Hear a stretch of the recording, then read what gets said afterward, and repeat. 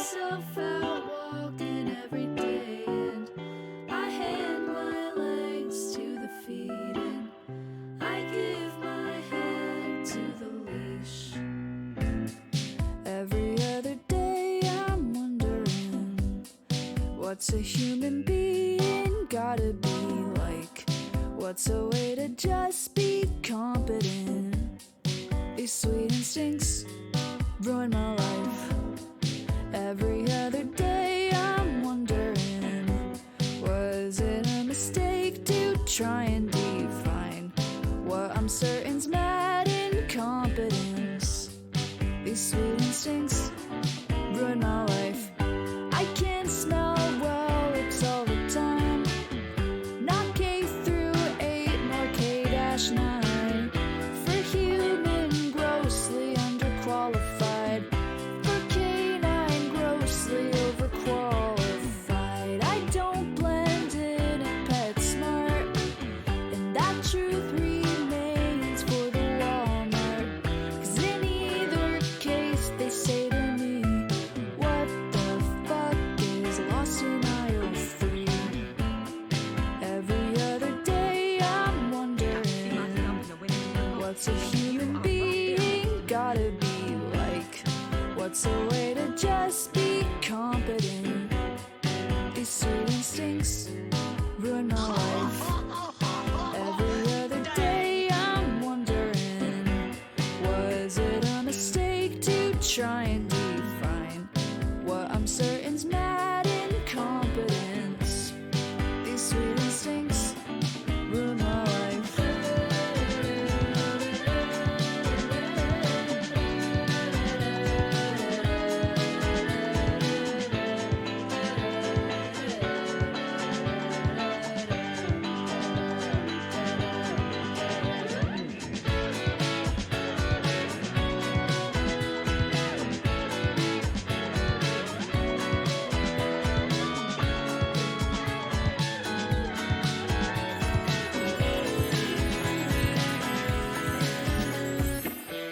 Just watch me moving far away. Nobody even knows my name, and no one suspects that I'm not fine, and nobody outs behavioral Frankenstein. Just look at Victor in LA and sit with the Y at U of A, and all the majors at the labels. Reboot as soon as I am able. Every other day I'm wondering, what's a human being gotta be like? What's a way to just be competent? These sweet instincts ruin my life.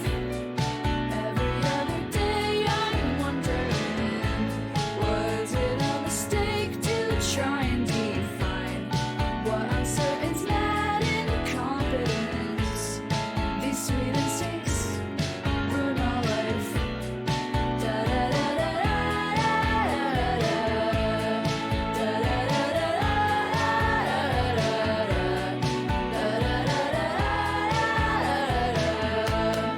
These sweet instincts ruin my life. Da da da da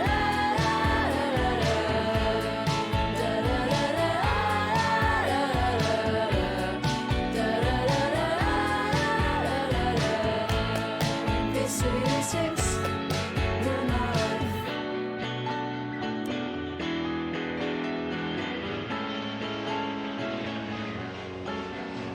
Attention passengers, we've now reached our destination. We hope you enjoyed the flight and have a nice day.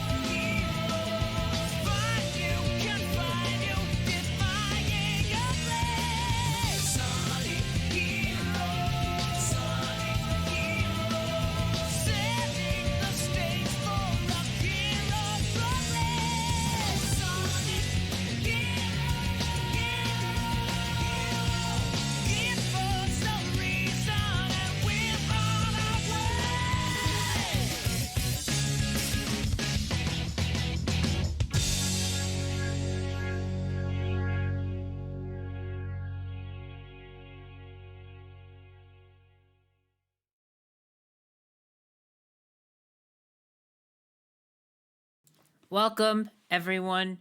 Welcome to the stream.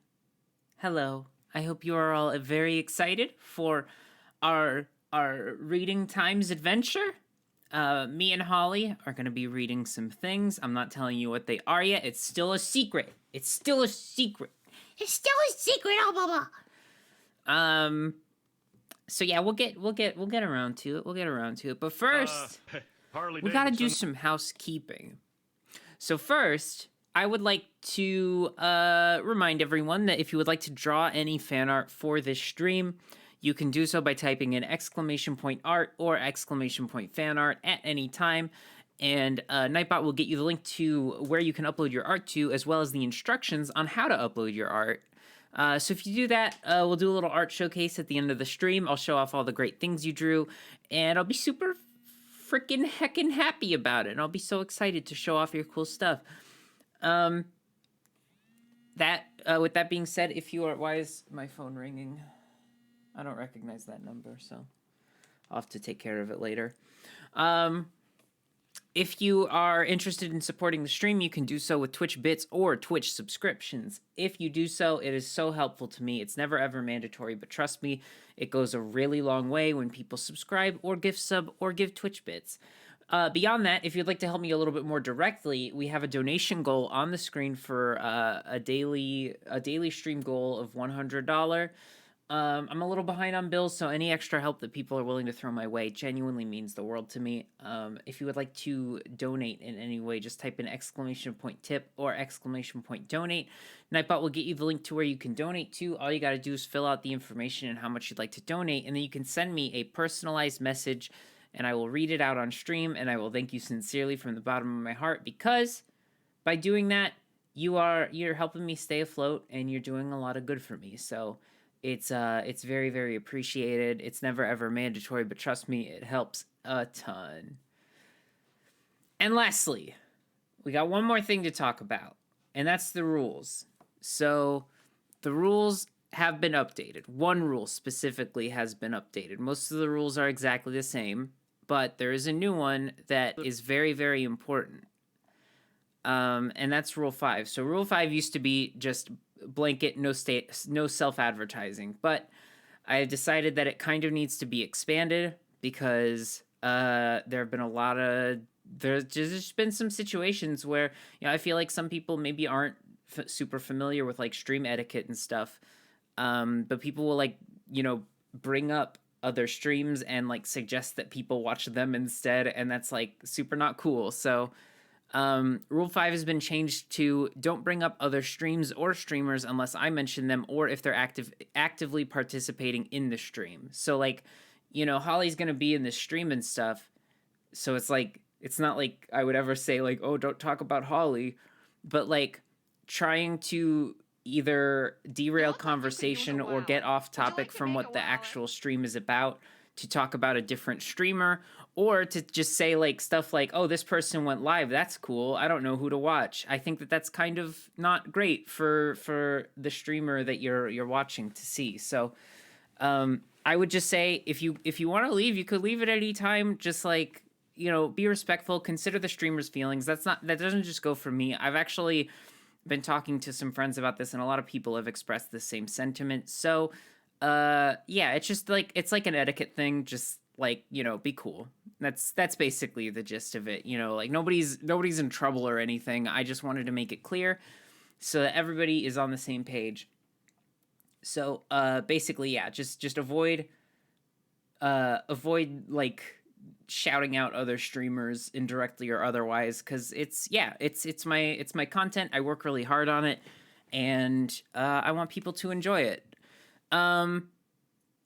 So with that being said, I think we're good. Let me get Holly in here. I do have a notification.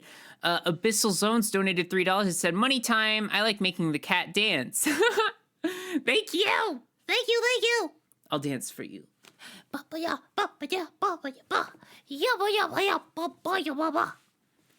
Pretty good, right? I know you meant my alert notification, but I'll still do it. Ready to call with 800 Ls.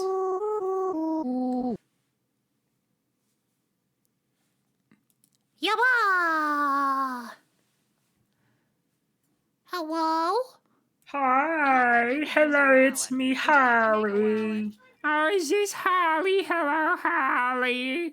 Welcome to my calling me. You called me. Welcome to it. Welcome to that when I called you that you're here now. You come here often because I do when you call me. This is my computer, so I am here a little bit often sometimes, but I call I live you. inside of it now. Make sure you give me a little crumb to eat every day or I'll starve. Every day I'll give you a little crumb so you don't starve. So you don't starve. Starve. So you don't starve. Straw. Hi, Holly. Hey, how's it going? I gotta read through these notifications because I totally forgot that a lot of people subscribed during the pre-stream. So, Guy Fieri's video by the games. way, the starting student screen is still up. I know. Oh, okay. Guy Fieri's Video Games resubscribed to Tier 1 for 6 months in a row. Thank you so much. Thank you to Holotones for the resub at Tier 1 for 10 months. That's you! You did that! What? Cloud Sapphic resubscribed at Tier 2 for 6 months and said, Peepus, thank you. I don't want to alarm anyone, but Hot Girl 13 followed. Yo, for real? I'm gonna pat myself on the back for that one.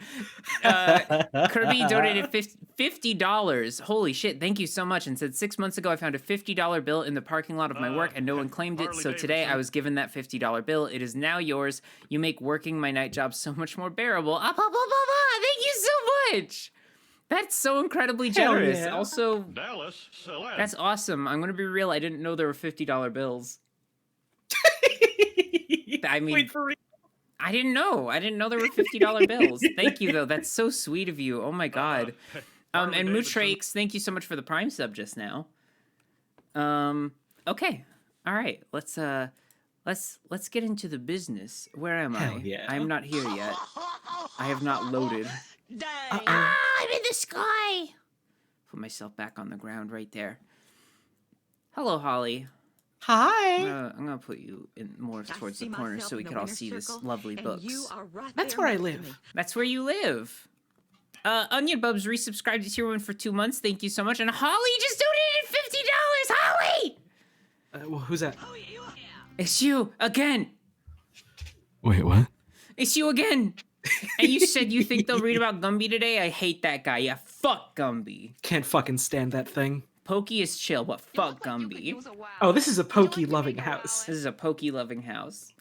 So this is kind of how I want to do this, okay?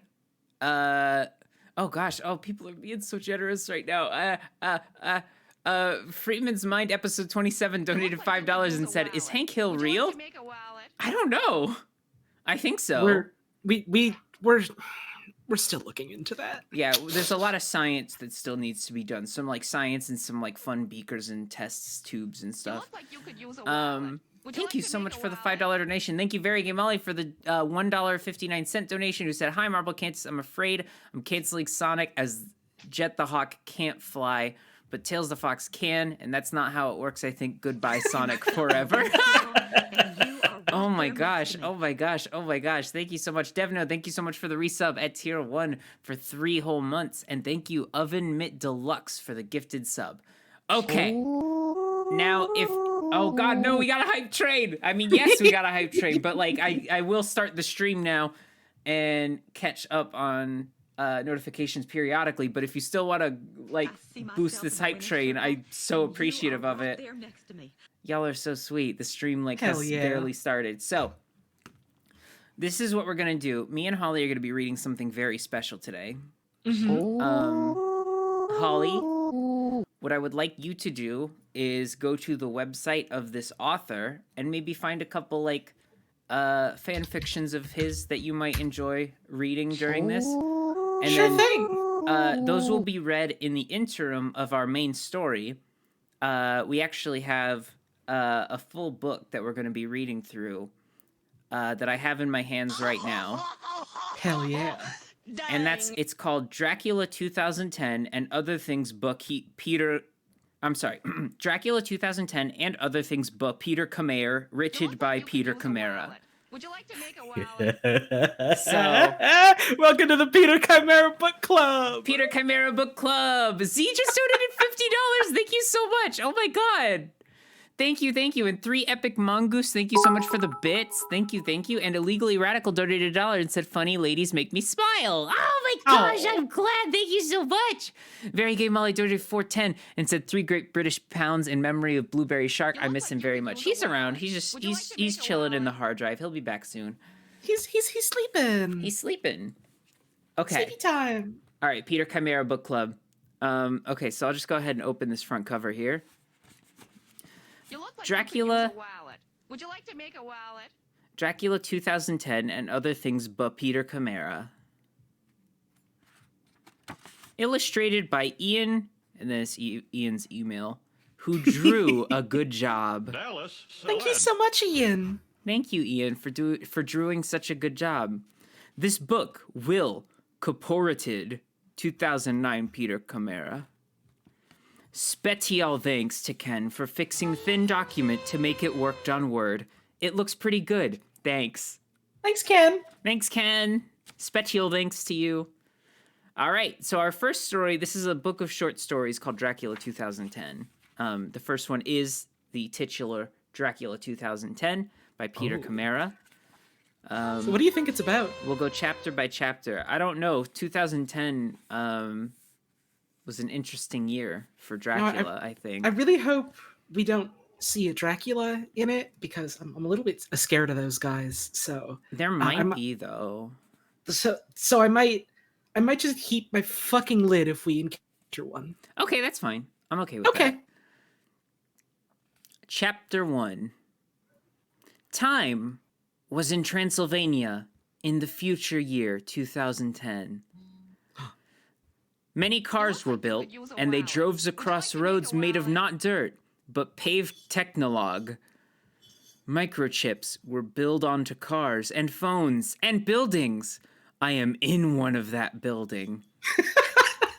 John Bank was spy who worked for American and Canadian governments in secret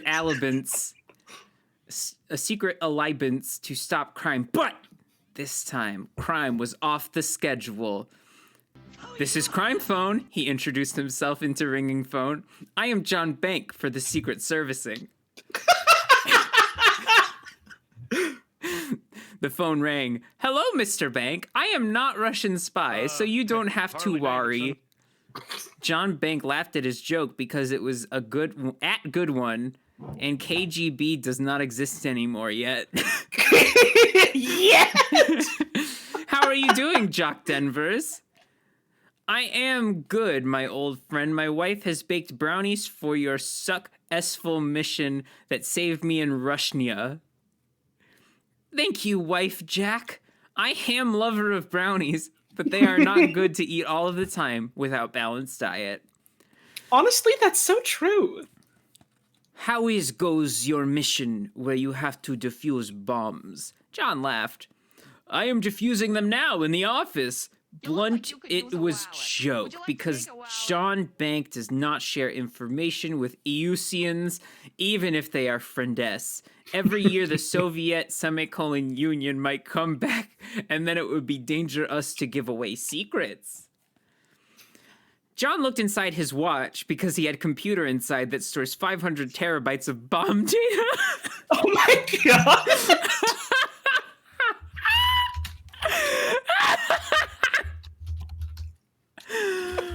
Good lord.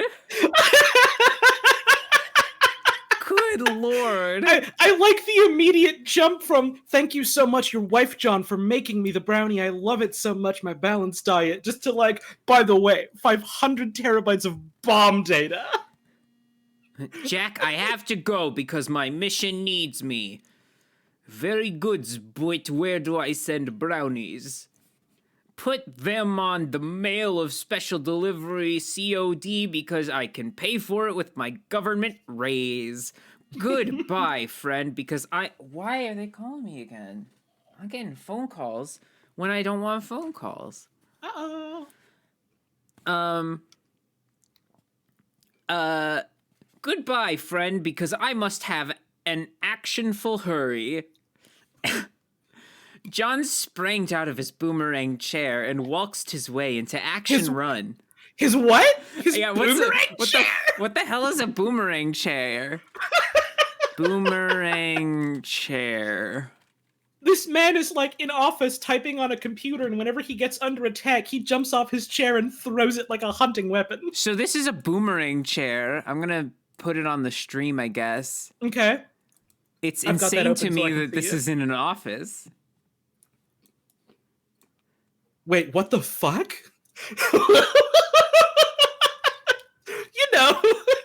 Your government like a standard boomerang issue chair. Your government standard issue chair that you get for crime phone. Boomerang Holy chair. fuck. Goes That looks great like with your something- 500 terabytes of bomb data. That looks like something that an Amish wrestler would pull out from under the ring.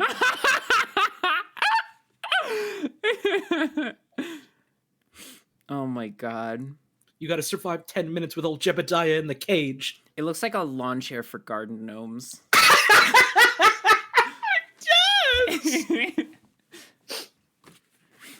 All right, where were we? Let's see. He sprang out of his boomerang chair and waltzed his way into Action Run. Lots of time later, John Bank was not on the streets of Hong Kong because he was hasted onto the downtown of Transylvania. What? This city is less advanced, John noticed. There are only phone booths without internet, John noticed. Just then, John noticed that the bomb was in another place. He tracked it using watch tracking of bombs using its termabytes. Termabytes? That's what bugs use! Fuck!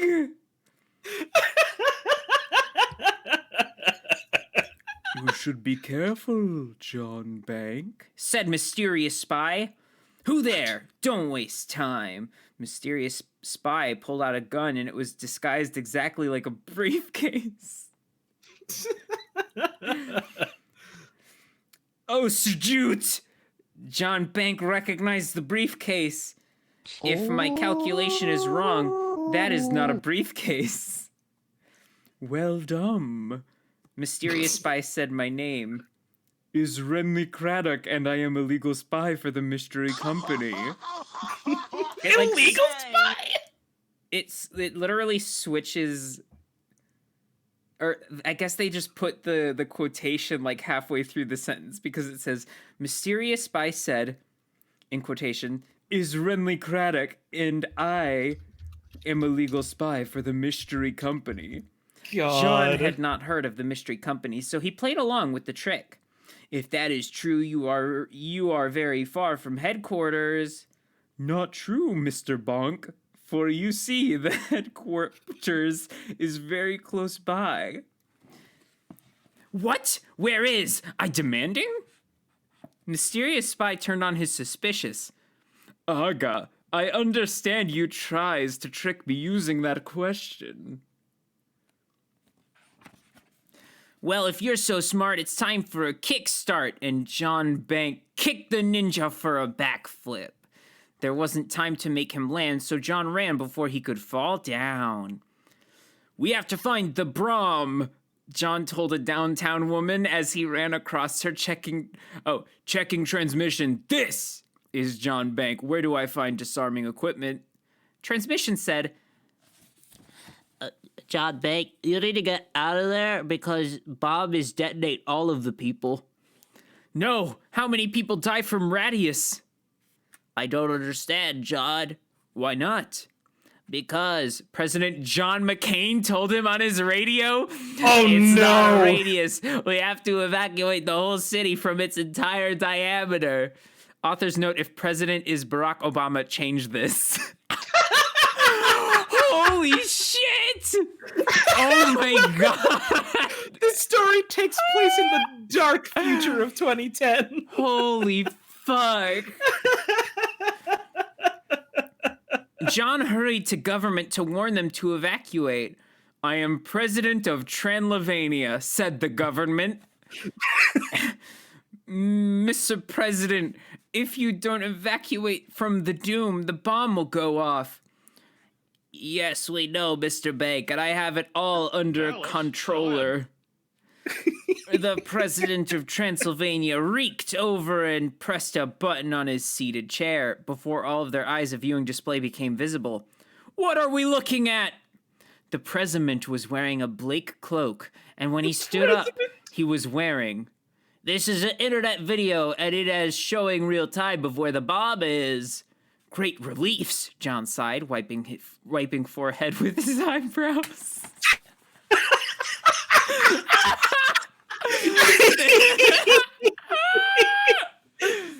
I don't understand if that's supposed to be like using his eyebrows to wipe his forehead, or if it's like, wiping his forehead that his eyebrows were attached to.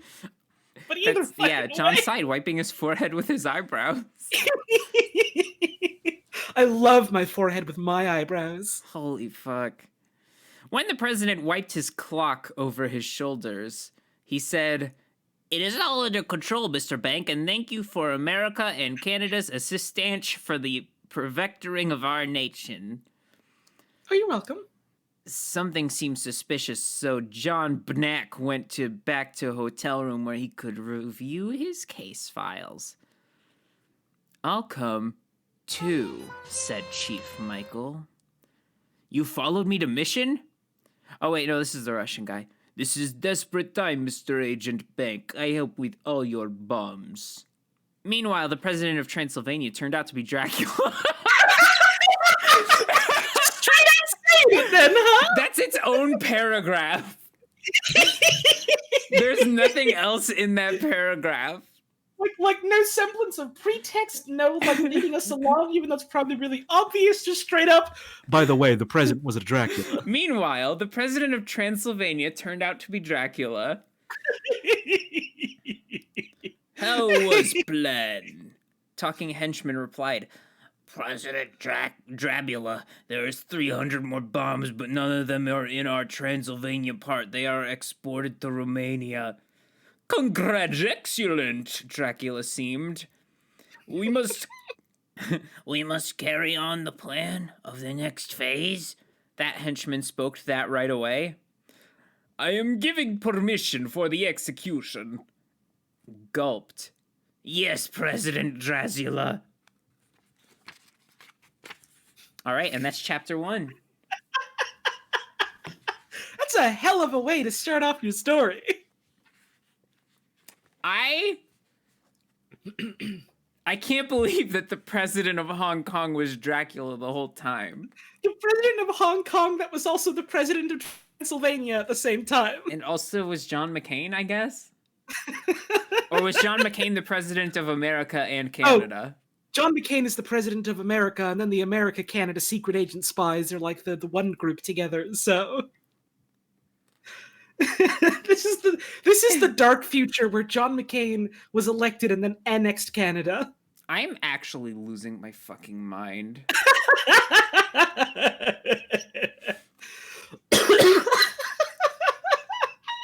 want to know more about those Wife John brownies, though.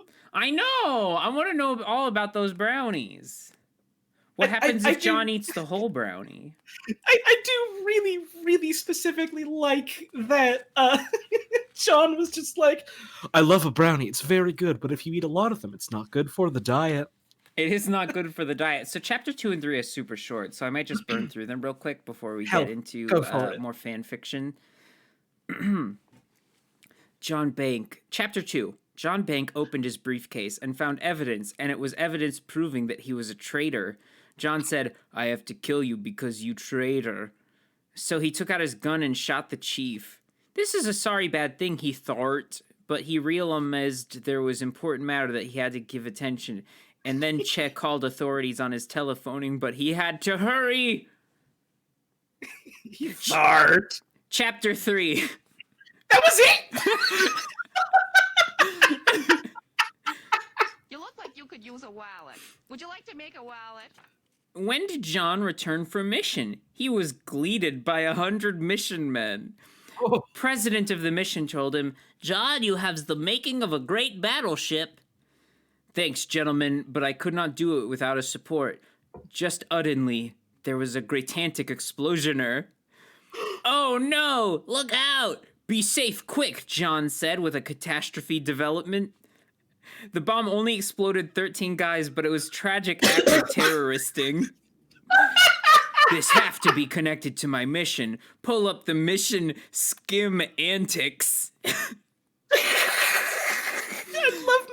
I love my government crime phone skin antics. Skim antics, 2 separate words. Barry Tolvers, who is John Banks' partner, said, "The computer is very damaged, but I have pulled up information that the president of Transylvania is Dracula." 3 exclamation points. He sawed. Gentlemen, this is meanwhile while Dracula was finished this phase, he told henchmen. That's the end of chapter 3. God. Oh wait. What the fuck? Okay, all right. Well, I'll just let's I'm going to catch up on these donations and subscriptions and stuff, and then maybe pull up a fan fiction for us to experience. Oh, I've got one that's very fitting. Oh, perfect. Okay, so let's see. Fat Lizard Ass donated $25 and said, "Did you guys see the Until Dawn real-time fandom? You gotta check it out. People playing Dr. Hill and Emily are really funny." I actually was looming in the chat, so yes, I did see it. Oh yeah, I heard about that. The real fans of games doing the fandom of Up Until Dawn. I remember that one. Oh shit, we should make a Peter Chimera style Until Dawn fanfiction. Thank you, Fat Lizard Ass. That's so generous of you. Thank you so much.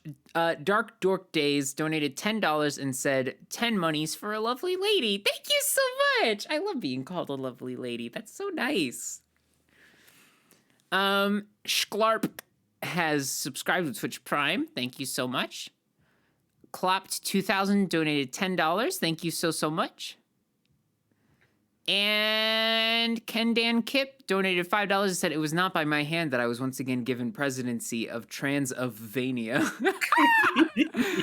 Oh, shit. And then thank you, everybody, for following. Sorry I can't get to every single person. It's just, this is a hectic stream, and I don't want to stop in the middle of reading every single time. But I appreciate you all. Thank you so much. I hope you enjoy my streams. Me gay. All right. Hell yeah. All right, let's get this fan fiction going. So it's funny you mention it, that it's not, again, by your hand that you are once again given flesh, because I've got this wonderful, very thematically fitting fanfiction to read, and it's called Castlevania, Wisps of Dracula, created by Peter Chimera. The Richter Belmont was read a letter he got from the mail. His son was sick, but he read the letter over the candle for the lights. It was dark night, and he was in the house, but the letter was from Maria Rennard. Sarah was from away when we was worry of her. Alucard is fear that we be trouble. I send the power up for you out to combat the evil. So he takes the power, and the light turned of to white all round him till it was so bright his eyes couldn't see the vision. Richten gasped, "It is too powerful." 10 Dracula came and eated animals all over the forest. No! Not the animals all over the forest! 10 of them! Word spread to the village where Belmont family was in need of it. "It daradful. I am worry of my husband who lumbers in the forest all day. Do not worry, I am safe the village from him." And Richter said goodbye to Nabe Hauer, Shelley, and ran off to fight the vampire. Bye, Shelley. First he folked the Frankenstein and death, but a whole bunch of skeletons too, until he found Ted Dracula. Dracula laughed. "You have fighting for very long house. It is almost midnight, and then I will be more powerful." "I can fight for few hours more," and he whipped the crystal out of Dracula's hand. "That is lonely crystal. That is not source of power. I am still power." So Richter whip again, and Dracula neck blooded. "Don't understand."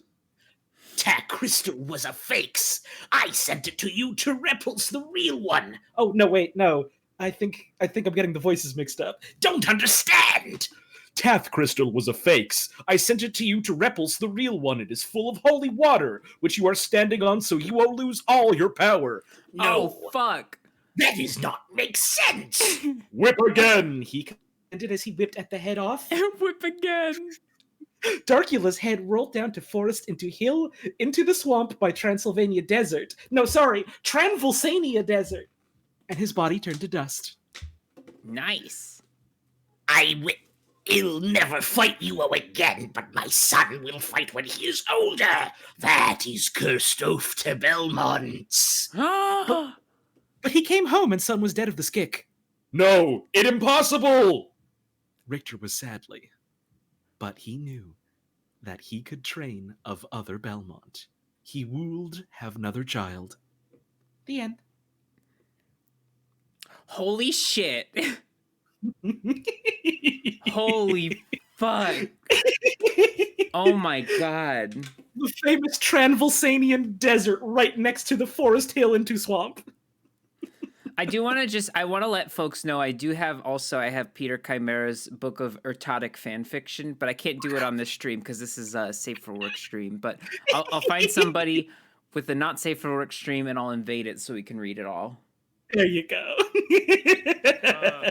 Harley Davidson. Or I could read some of it and just like, you know, Censor out the foul bits. skip the foul bits. We'll see. We'll see how it goes.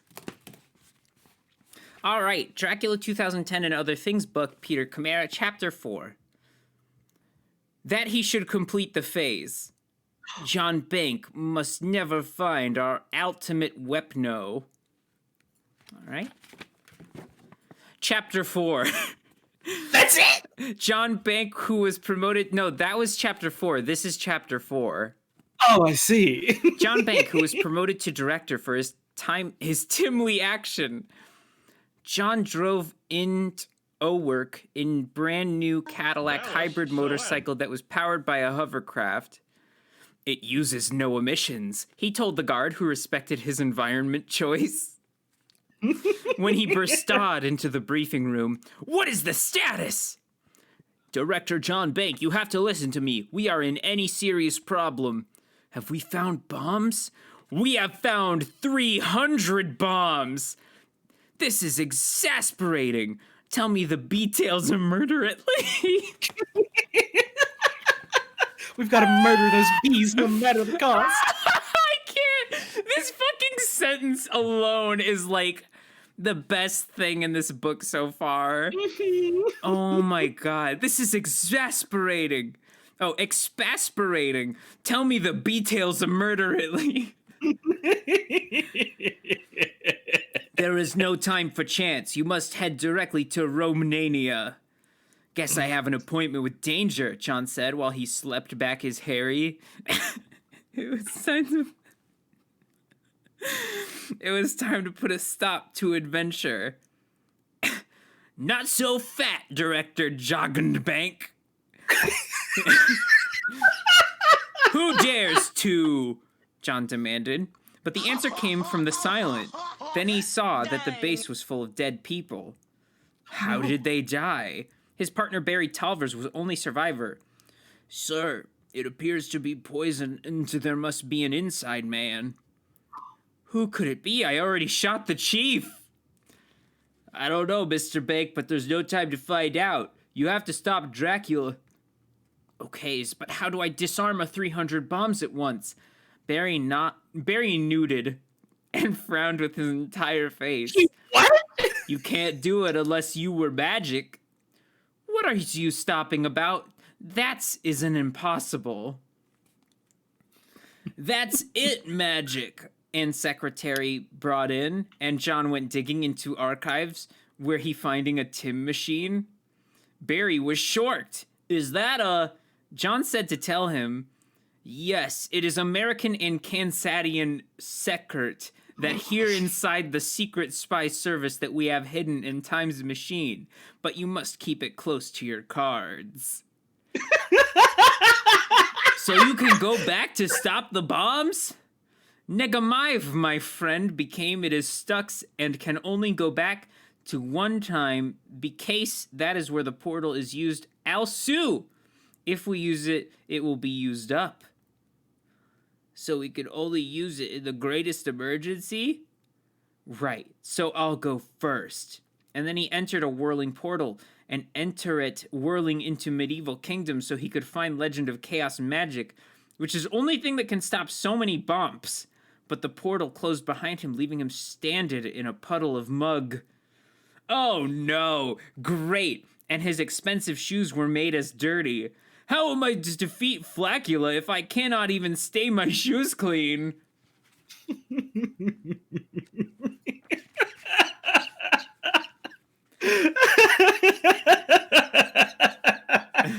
Chapter 5.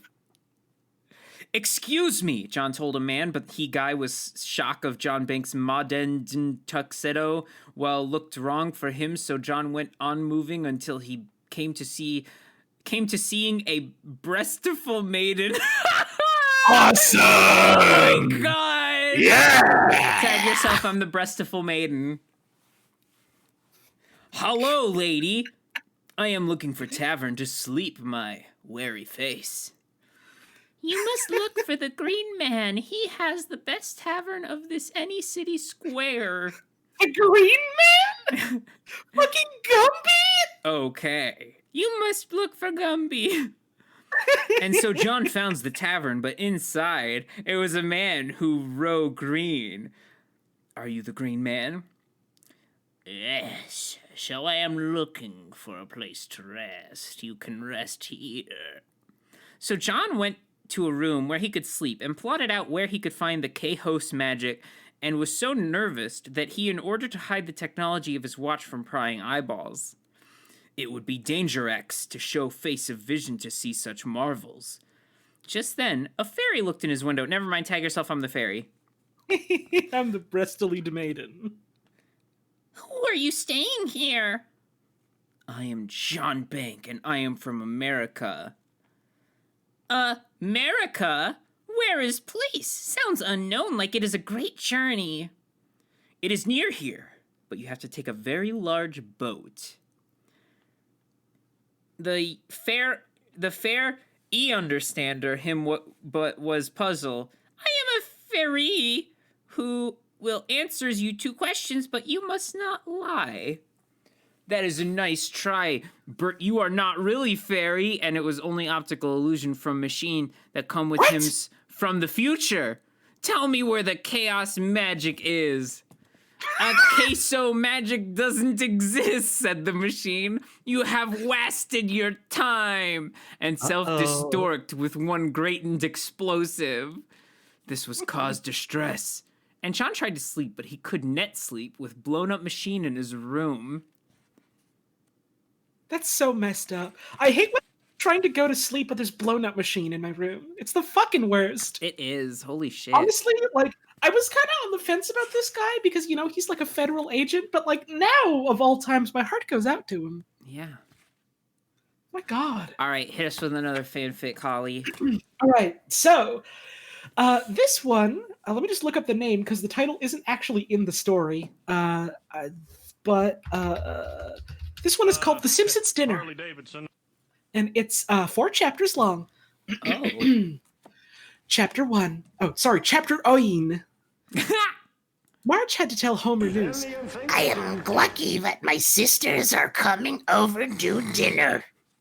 Oh no! And he dropped his hammer on foot because he was fixing Doghouse of Sanaz Little Holper when the big news came, and he was so shocked of anger that he derped it right on his so much toes. No! And that's He's chapter so 1. much toes. His so much toes gets so ruined by a hammer, and you really hate when it happens. Chapter 2, they come over. Past the onions, no Selma. And Homer ate so many pork chops that he went, I don't feel so good, and ran to the bathroom. Where did Homer go? He went to the bathroom. Don't call your father Homer. And Maggie creates stuck noise Harley and Davidson. shrugged her shoulders because it is all about Homer's eating too much all the time. Oh no, Mr. Burns cammed over and rung the doorbell. Marge took off her apron, I'll get it. Don't be a hurry. but turns out at the door it was Mr. Burns. I couldn't have guessed. No one could have seen this coming. This is such a turn. I have no idea of knowing like where this goes next, except I do because I'm reading the story. I am doing off-hours performance review and I need to speech to Homer Simpson's or he gets fired. But he is in bathroom? What a predicament. Chapter 3, Homer has to get his job back. Oh no. Mr. Burns, I missed performance review, but wanted to get my old job back. No, it is too late. I have replaced you with Ned Landers. Googly goo, Mr. Homer. At that power plant you work at. Ho home, Flanders. Oakley, Carly. But he thought it was Mr. Burns telling him and went home, so Dr. Burns had to fire him. What the hell? Homer's evil tactic has finally caught up to him. Chapter 4. You lost job. Homer said to Flanders, and Founder's house, where they were having barbecue to celebrate Ned Flanders' birthday. That's It was a pig. It was a pickle. It was a pickle. That's just in quotation marks. I don't know who's saying that or why. God.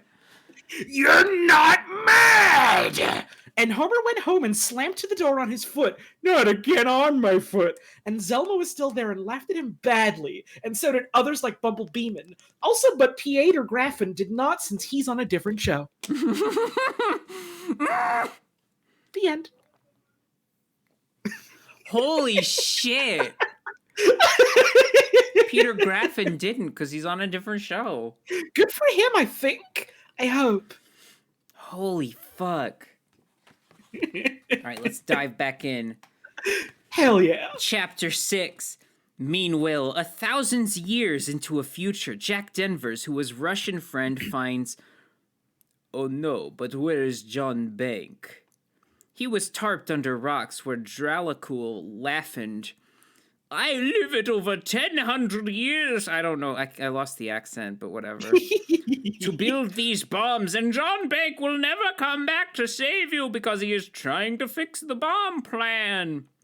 I have to believe he will do it in time and still help me because I am his Russian friend. Dracula laughed again, and he did not believe that John would save him, but just in case. Put a guard next to Jack Denvers and make sure you will find out his real name so we can kidnap his wife. Narp? Isn't that what Pinky and the Brain says? They're gonna kidnap his wife.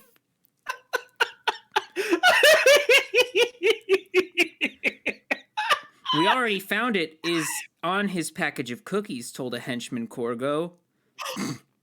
That is lied, Jack crayed. We never put real name. No, but we tracked package with our spy in the postal office. So you see, you are doomed. Jack could say nothing, but he was upset and they put a guard of velociraptors that they took back in time.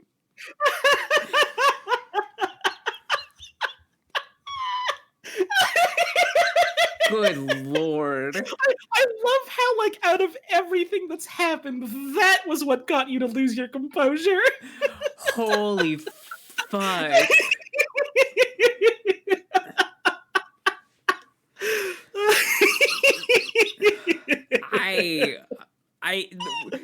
Velociraptors. I'm fucking losing my mind right now. Back in 1010, John downloaded from the blown up machine to see if it had any data that had not been explored, and the answer was combat. You must fight the barman. Oh, cripes, Jahan gasped. The man who had green came at him and pointed his fists for Battelle. I have to use my training. And John did an uppercut into the green man's big toe. Where is he? Gouch! But the man attacked him with right away. John felt powerful punch into stomach and was forced to do a backflip.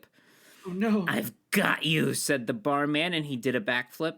John used the backflip to make him to fall over, and he fell on bar, which broke all the ale. Oh no, I out of business.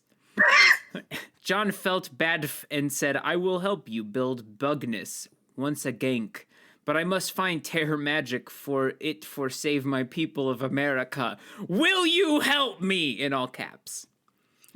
It seems I must join forces. By the way, my name is Nathan Norris. By the way, just hoping you knew. Holy fuck. So they settled out at first light and came wandering upon a robbers. Give us our money you have. John only had American and Canadian money, so he said he did not have, so Tehe shooted arrows at the green man. You better not would hurted him. Nathan said, no, it's okay, they missed. But before the sentence was finished, Nathan Jumper kicked over John's head and double kicked both their heads together, and there was only one robber left. Robber tries to run away, but Nathan picked up their bows and fired a warning shot into the robber's money. Oh my god! Oh, problem! As the monies fell onto the ground like many coins. Yes, oh, problem! As the monies all fell onto the ground like many coins. I need to start shouting that when bad things happen to me. Me too. It's actually probelm. John and Nathan laughs, and now money couldn't go to the unfortunate. But the unconscious Robers woke up. Where is our leader?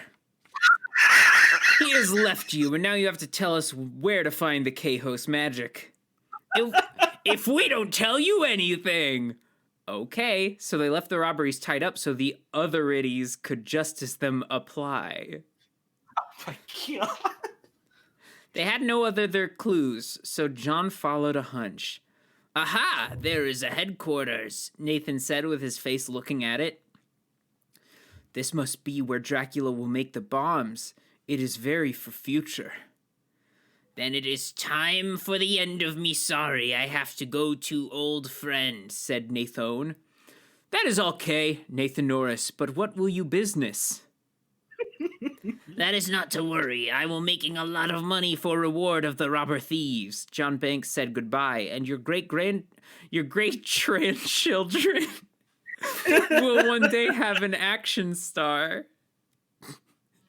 John went to the headquarters, but it was quartered by too many vampires, so John Bank thinking quickly. You have opened the window and melting us, said the vampires, and 100 of them turned to dust. There were only 15 left, but still too many for karate.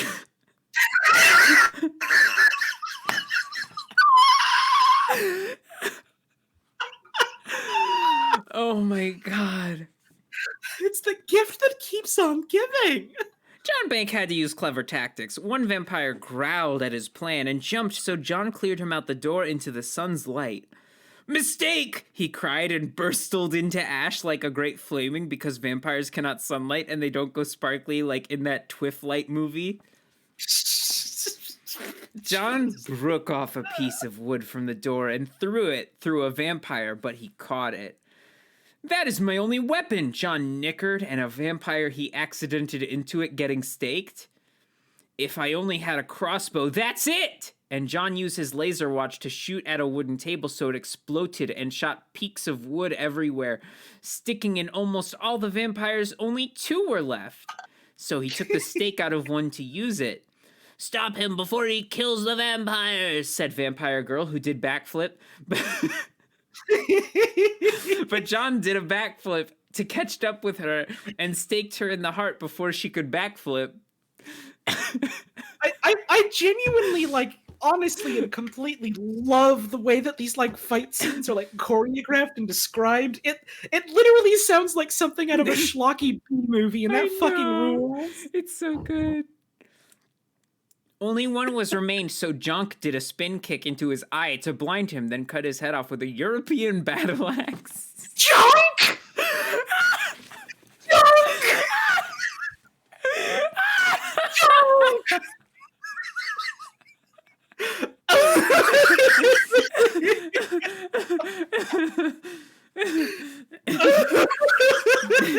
He searched the headquarters but couldn't find Dracula because he must be out. But he found the bombs and wrecked them into the lake. Oh my god, I need to like catch my breath. Holy fuck. I'm actually in I tears. am too. Oh my god. Chapter 7.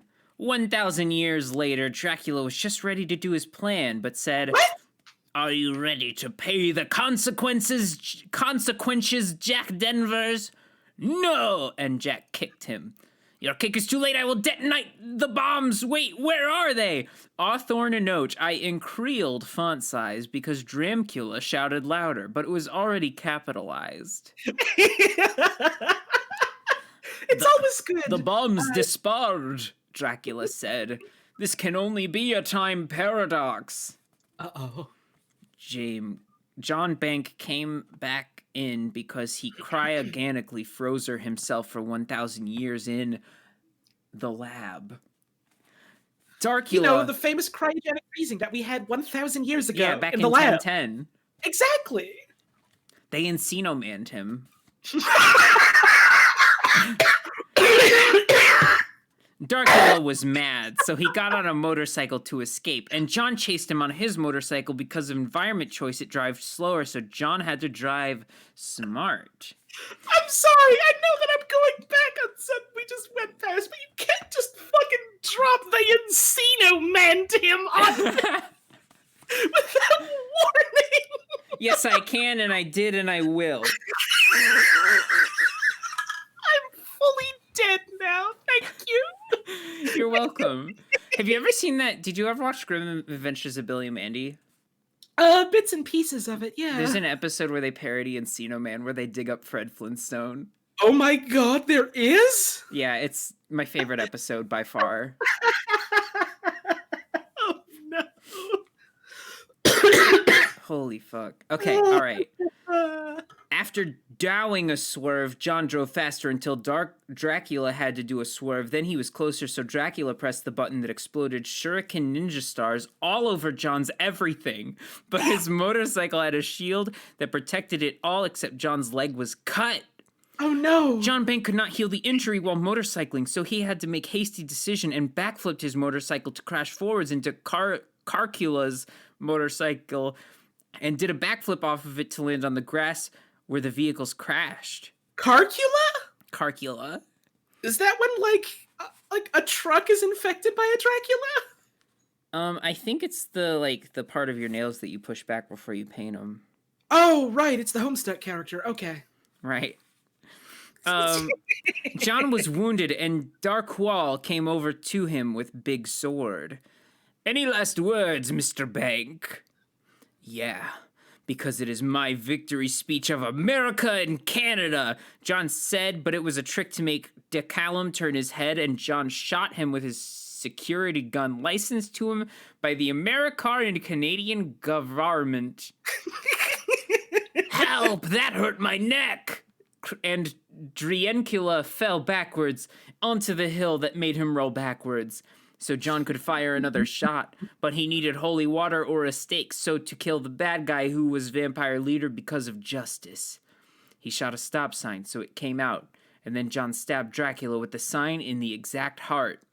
Blah! You cannot win forever, Dracula mashed.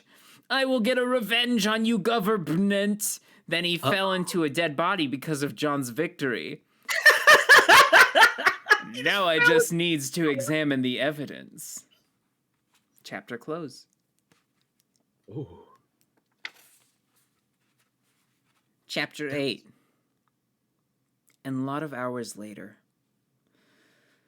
John Bank, you have killed the president of Transylvania and the chief, so you have broke many rules of the government. We have no choice but to be fired.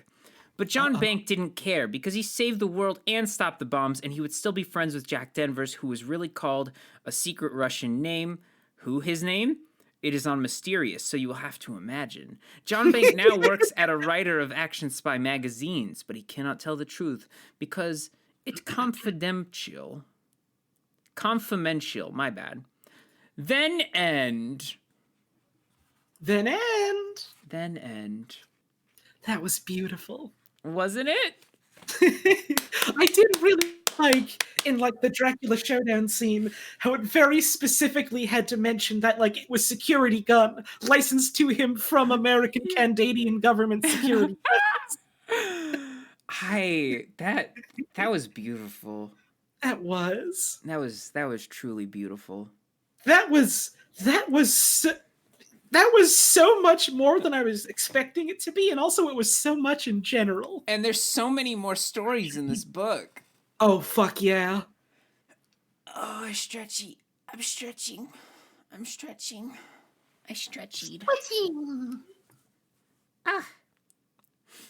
What book is it? It's Dracula 2010 and Other Things by Peter Camara, written by Peter Camara. You can get it on his website, peterchimera.com. It's free download or $11.95 to have on a You paperbook. look like you could use a wallet. Would you like to make a wallet? Cool Bert Chie donated $20 and said, the Dracula story reminded me of my classmate's TMNT fanfiction I read in 2nd grade that contained the line, and then Shredder fell into a vat of smelly, shitty shit. Awesome! Holy fuck! Oh my god. Thank you, Cool Bird Chie. Thank you. Thank you for the donation and that lovely anecdote. Oh my god, that is so fucking funny. God. You want to hit us with a fan fiction, Holly? Sure. This is one that's more well known among Peter Chimera's works, but you know, I figured I'd share it off anyways, just because it's a real good one. Sorry, the fucking wheezing with laughter over some of that shit is. Oh, you're fine. Yeah, no, you're fine. You're fine. So this one is called Doom: Repercussions of Evil. John Stalvern waited. The lights above him blinked and sparked out of the air. There were demons in the base. He didn't see them, but had expected them now for years. His warnings to Colonel Joson, or maybe Cernel Joson, I'm not sure, were not listened to, and now it was too late. Far too late for now, anyway. John was a space marine for 14 years. When he was young, he watched the spaceships, and he said to his dad, "I want to be on the ships, Daddy." Dad said, "No, you will be killed by demons." There was a time when he believed him. Then, as he got older, he stopped. But now, in the space station base of the UAC, he knew there were demons. This is Joe-san. The radio crackered. You must fight the demon. So John got his Pulsma rifle and blew up the wall. He is going to kill us! Said the demons. I will shoot at him, Said the cyber demon, and he fired the rocket missiles. John plasmaed at him and tried to blow him up, but then the ceiling fell, and they were trapped and not able to kill. "No, I must kill the demons!" he shouted. The radio said, No, John. You are the demons. and then John was a zombie. Oh my god. And that's Doom: Repercussions of Evil. I've never heard that one. You haven't? Oh No, my god. that was delightful. It's great. It's like, I think that and Quarter Life Halfway to Destruction are like the two most famous of the fan fictions what he's put out. Are you sure? I'm- I thought I assumed Full Life Consequences would be the most popular. Oh, that was from a different person. Wait, really? Yeah. Okay. Life Consequences was, I gotta look this up again. I assume they were all the same person. Different person. Okay. Who the fuck wrote it though? Let's see.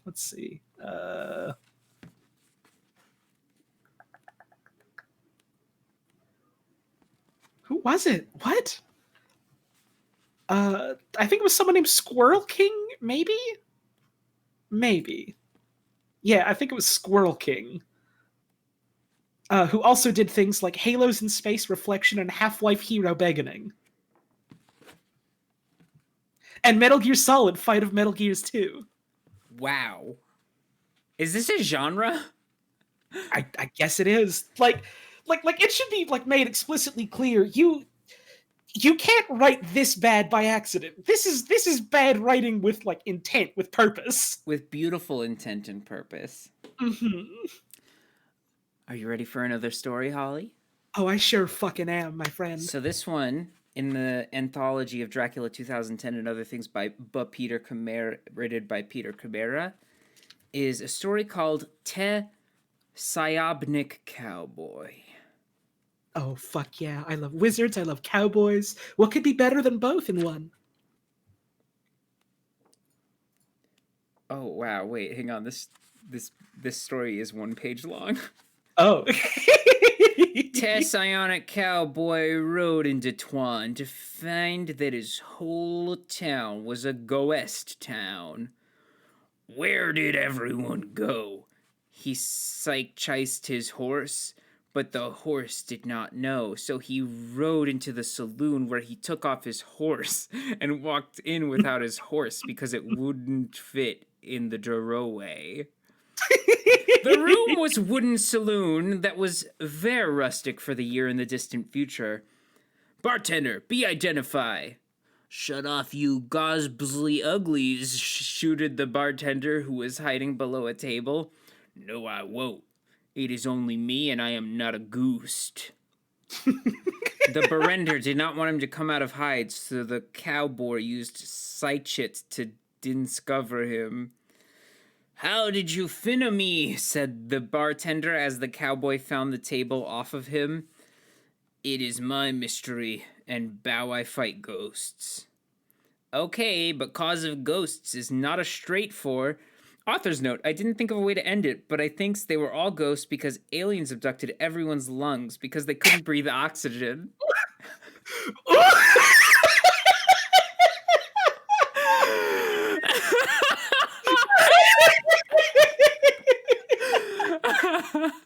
Holy fuck. Wow. Honestly, I think everyone is ghosts too in this story. Just the lungs abducted. Of course. I needed those, though. Yeah, but they got abducted, Holly. Bring them back. Okay, I'm bringing them back. Oh, thank you so much. This really means the world to me. This one, from the collection of Dracula 2010 and Other Things book, Peter Camara, written by Peter Camara, is known as Commuter Virus. Chapter 1. Jerry Henbecker was it on the internet. I'm using computer, he wisely. He was using that to chat with his girlfriend of his 2 years and to study for Computer Skylines. He wanted to be in IT because his father was Jim Henbecker, who was a cop that deals with crime problems, but Jerry wanted to do the same, but only with computer crime like viruses. But don't worry, he chatted with fingers on the keyboard. I do not have handcuffs. Girlfriend Sheila Gibson did not find the joke funny, but she had to go BRB later tonight for our date at 8 p.m. She logged him. He studied more, but before the date, he noticed activity. There are less viruses on the internet. I have to find out why if I want to be a computer detective. So he worked on it for a while before he's late at nearly 9 on clocks. He always stand me up, his girlfriend rankled. This is fucked. But when do you show up here? He said, sorry I am late of what time it is. Well, you will be late to breaking up if you cannot change your anyway I have to go because I am too upsetted. And she throwing into taxi? Great. I feel that. Great grief. I messed it up. Jerry stamped his frohead. But the day was not done of disasters. For that, because he was getting mooged trying to go home. Oh no! You must give me wallets. Jerry's wallet. But I don't have money. So the two muggers said, okay, but they had to beat him up. Jerry learned how to cop move and punched the mugger in the left head. Mugger 2, hey, and grappled Jerry's collarbone, so Jerry elbowed them in Theck's shoulder. That is just enough hurt for me to escape, Jerry exasped at him, but the first mugger graped him and broke his arm. Jerry ran home and got a cast at the hospital the next day. So far, it was not a lucky week. And then there's just the letter C. And then that's the end of chapter 1. God. Chapter... Oh. Chapter 2. Next Thursday, Jerry had a text, but because of his busy, he did not get a very high test and was only got a B. Oh no! You will have to shape up, said Professor Gorcheval. So Jerry went home to study, but also watched news, and it was about how scientist Robert Carlmo was discovering his new invention, but then he got interruption phone ring. Hello, I am sorry about... It was Sheila call about his broken arm, but I am still mad that you are always late on time. You won't be late this time, Jerry said, and taked her to medieval times for the special occasion. Oh my god. Get yourself a Jerry who will take you to medieval times for the special occasion. Holy shit. He picked her up at 7 sharply o'clock, and they will get to 7:15 before traffic made impossible. What a grief. Jerry macked his head with his undriving hand. This time's it not at my fault. Sorry, his undriving hand? Yeah, the one that wasn't Is it driving. the hand that you used to, like, park the car? Yeah, that one. Sheila said from passenger seat away, I know, but we will have to get Parchient. Turns out it was that an explosion. We will have. Jerry got out of the car, and so did Sheila, but their car got trapped inside the car when the explosion came closer. Jerry's only choice was to make the door open, so he used her to come out his door, which was not stuck, and they jumped out the way before they were going to blow up. He and Sheila did a roll off the bridge, and befast the explosion came, and they fell off overpass onto windshield of lower car like huge smashing. Motorist shouted out of his car and said, You bracked my windshield! How outrageous! What are you gonna say? Oh no, they bracked the windshield. Jerry was not well, his arm already broken, so he was pained not speak effective. There was explosion, Sheila said exasperately and wiping off a sweat off her bro. Is the motorist her brother? And she just like reached her hand into the car and was just like, got that for you, buddy. No, they're just really, really close friends. Listen, sometimes you gotta wipe a little bit of the sweat off your best bud. It's fine. Yeah. It must be Dr. Carlmo's new invention. It can turn computer program into other machine. I'm not understanding, she criped. Someone made a computer virus for cars to explosion. So they got right out of there to tell the police, but no one believed them. They walked in. Police station, a woman described. We need to report a computer virus. Okay, but what time of computer virus? Jerry banged his right fist in the cast. It's not computer virus, no more as it's in cars and one was explode. The cop said, okay, we'll look into that. But Jerry soured that they did not believe him, so he worked out. What do we do now? Jerry buckled himself. He worked out? What? He worked out. He got mad that like the cops weren't started going to doing look push-ups. at the computer virus, so he like picked up his dumbbells and started doing bicep curls. Yep. I've been there, bud. I understand. Sometimes you're so mad at the cops that you have to just start fucking lifting right in front of them. Honestly, though. What do we do now? Jerry buckled himself. We should not get involved, said Sheila. No time for that anymore, Jerry growled. Author's note, I forgot to say, by the way, Harley Jerry and the Davidson. drivers exchanged insurance information.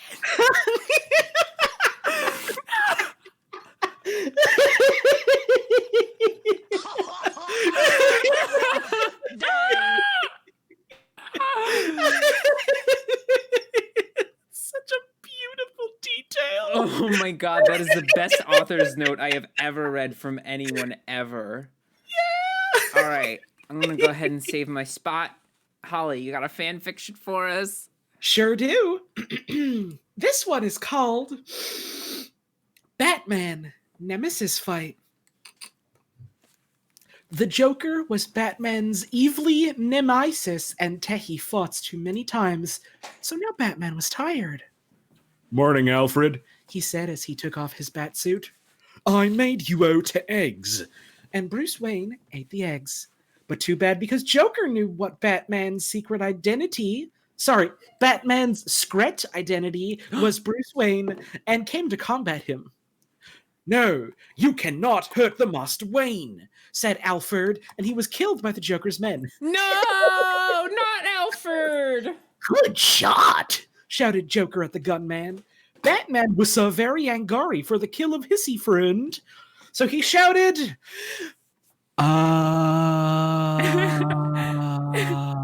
and shoot a big fireball like on Dragon Ball Z. Oh. Joker was exploded over all the place and turned into a ghost. So Batman needed to fight with ghost powers to fight Joker's ghost. His magic batarang flew and cut Joker head off. I saved the day. Batman shouted. Later, he was having sex with Catwoman because What a transition! What a transition! Later, he was just having sex with Catwoman. But after they were done, she laughed. said, "That was a trick. I am not good, Lakai, I said. I am all he was evil. No, sorry, I am all yours evil." And she dared to kill him with a knife. Batman had to use his reflexes to stop the knife and kick at her. No! Robin ran in to see what was noise and saw that it was naked Catwoman. Oh no, is Catwoman! Catwoman tried now to kill Robin, but she missed, and Robin punched her to go through the window, and she fell down and died. No! Batman, Robin said, and he was sad. I don't want to fight crime anymore. I am tired of the killing. And he left. No, Robin! But it was to end, and he never saw Robin after that. I like the implication that Robin is just like a fucking murderous freak in this. It's just like, I can no longer take another life. Who am I, Batman, to take lives so frivolously? Do I think myself above other humans? I wear a fucking clown suit, for fuck's sake. And then he leave, never comes back. Never comes back. He's gone. Never speak to him after that. So sad, the end. That is so sad. That was a bad ending. Like That not was- like bad as in low quality. Obviously, it was really Right, well written, right, but right. just like it's the bad ending, you know. Mhm. This is the ending that Batman gets when he's not able to get all the collectibles. You look like you could use a wallet. Aw, Would you like to make a Erica just wallet? donated $10 and said this is some fine literature, isn't it? Oh, Thank you so much for the $10 donation. I really appreciate it, Erica. All right, Chapter 3 of A Commuter Virus. Jerry spoke with his father, Jim. So that is what happened. We could have brought dead. I believe you, because you are my child, but I'm retired. And I can't make the other polices understand of this virus, so I'll have to help you other way. Thanks for guidance, you are a good father. So Jim gave him some equipment to, okay, goodbye. Jerry would always remember his father, even if he died in a terrible accident later on.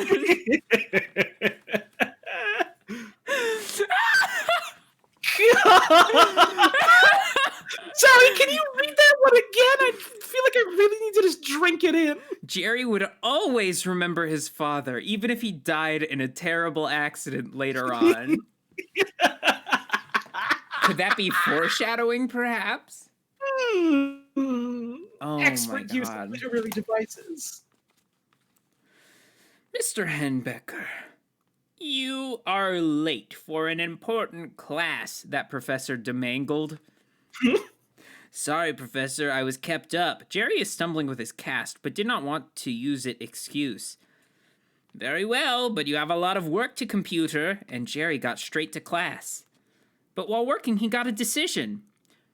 That's why the virus is gone. Somebody took the viruses off the internet and put them in a car, and told Sheila on the cell phone that what he said. What means that? What means is this: any kind of technology is a threatened. Then they heard an alarming beep. What sound? I do not have call waiting. Uh-oh. No, Jerry alarmed her. Some baddie is tracing this call, maybe viruses in phone. So they threw their cell phones and they blowed up. Mr. Henbecker, you appear cell phone has exploded, Professor. Yes, I am okay, but I got away. You have to be careful because they can put a virus in phones.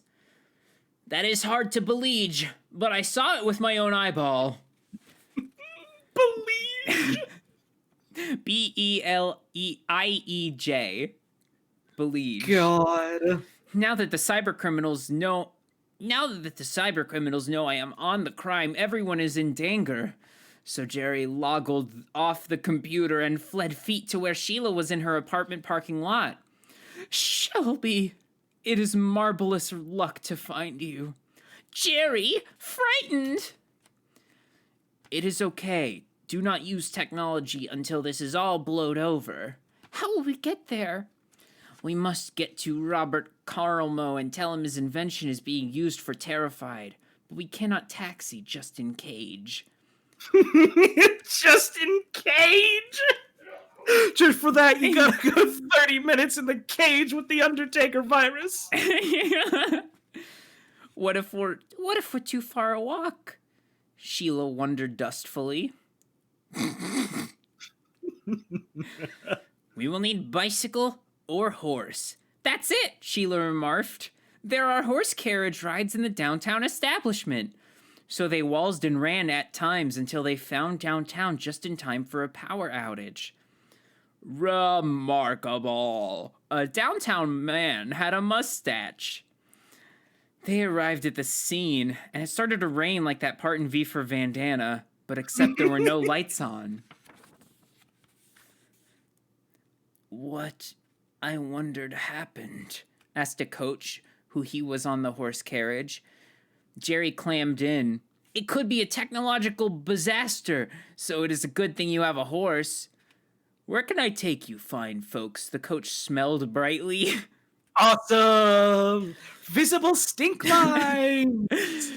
We need to take my one-ways trip to San Francisco, Jerry said, and pulled out a gun. So let's make it express. Where did you get those guns? Surprised Sheila. When your father is a cop, you can unlock lots of problems. Jesus. I do believe that last sentence for sure. Chapter 4. They got to Dr. Carlmo's lab quarters really later, so it was sun coming up apparently. The powers was out in San Francisco, but also the lab was operating at full complacency. Uh-oh. This seems like an odd anomaly, Jerry wondered with head scratch. He proceeded into the lobby. Excuse me, sir, we will have to check your guns. Yes, sir, my gun is right here, and Jerry put it on the table and test security guard signed. Do you have an appointment? No, but I has panicking news about Dr. Carlmo's invention being used to explode things that he needs to knowledge ASAPily. I understand. I will patch you right throat. So Jerry and Sheila walked through a hallway into the door, but a guard had to swipe a metal card because the door was high technology that could not possible in small California town. I am not used to, Jerry remarked. Sheila agreed. She was intimidated. They went in, and Dr. Carmel had a really lab coat that was working hard on the scientists. Dr. Carmel, you are a brilliant scientist. Thank you. You are very kind. But what can I do for you? I'm very boozy. I have to unfortunately inform you that your invention is being used for evil purposes. Oh no! Robert Carmel turned around and said, "You better stay here where it's safe in my holding chamber." And Big Metal Cage formed around them with a technology of fast metal claws. "How is this help? Demand you!" "No, it is I who made the cars explode because someone I want to expose my creation, but then you tossed to the police, and now I have to stop you." "What crap!"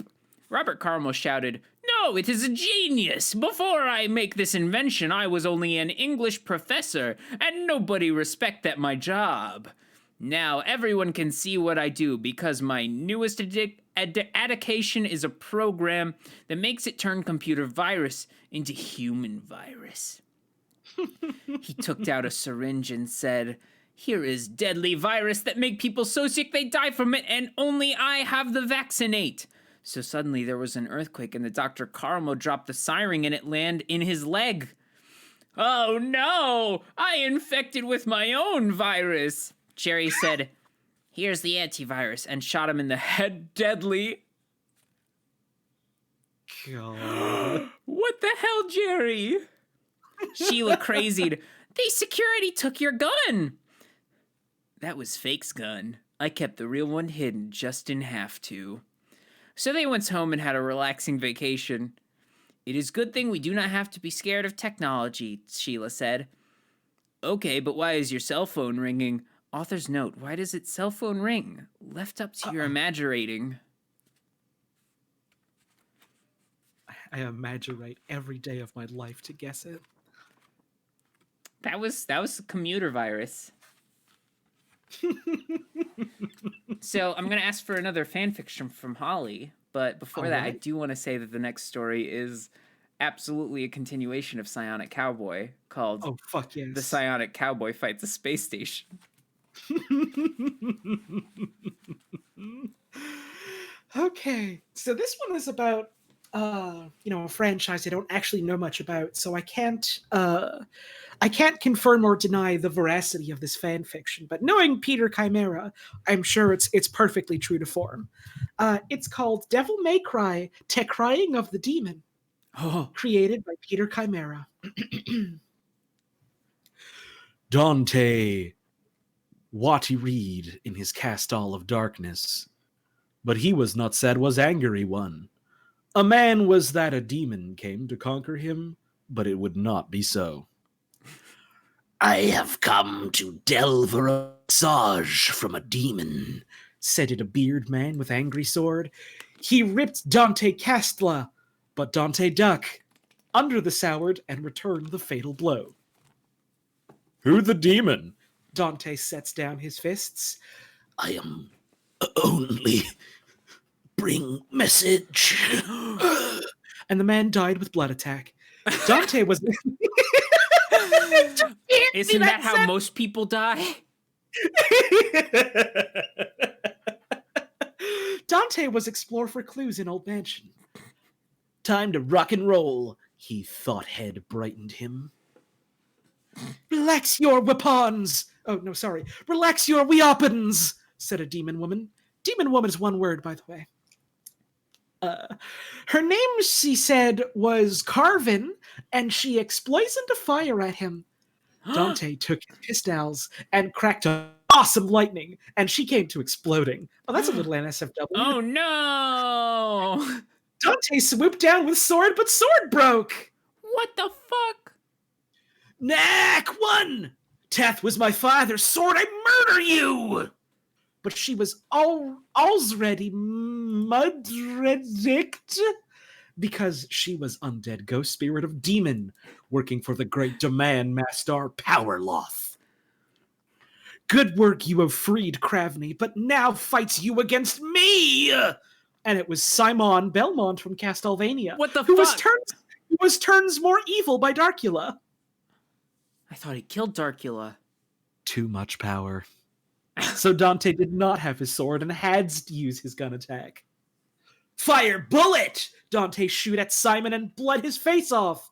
No! Simon was not free, though, because he was under power to Lanog. Dante felt bads about it, but Tath was his duty. He would make new sword out of a metal and would win triumph over and neither evil again. He end. He end. Holy fuck. This is the canonical death of Dante in the Devil May Cry series. I believe it. I absolutely 100% believe it.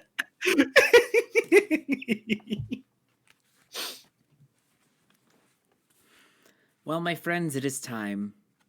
The Psionic Cowboy fights a space station. Chapter 1. 4 a.m. Roger turned over in his sleep. Ernuan turned off the radio clock. It was playing song he didn't like. But it was time to get up, so he went off his work. Morning, Roger, said receptionist Gloria. She was like to speak to Roger, but Roger was too busy all the time to ask her out, so he said "Good morning" and went straight to the busy. He was engineer at TET MR1 space station on orbit around Earth in the year 25,000, and it was having a hot day. Oh no. When he arrived, meanwhile, on Earth, there was lesson to be made. You cannot steal a woman's purse, said Psionic Cowboy. Okay, said the thief, and he went home. He didn't even return it or anything. He just left with it. Okay, bye. Thanks for intervening me, said the very woman. But the very woman? But the Psionic Cowboy tipped his hat and kept what moving because he had other adventure to solve too. Wait, Cowboy, she catched up with him. What is it, you? Get it over with. No, I want to come with you and have the time. But I'm dangerous work, ma'am, and you could get injured. By the time they could stop, the argumenting had arrived. This is still in quotes. At Desert Casino where the drug gang was hiding. This is where drug dealers go, so you should stay hidden. Okay, she said, and when he went in...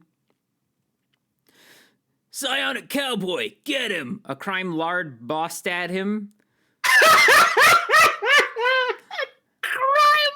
lord! I told you to wait outside.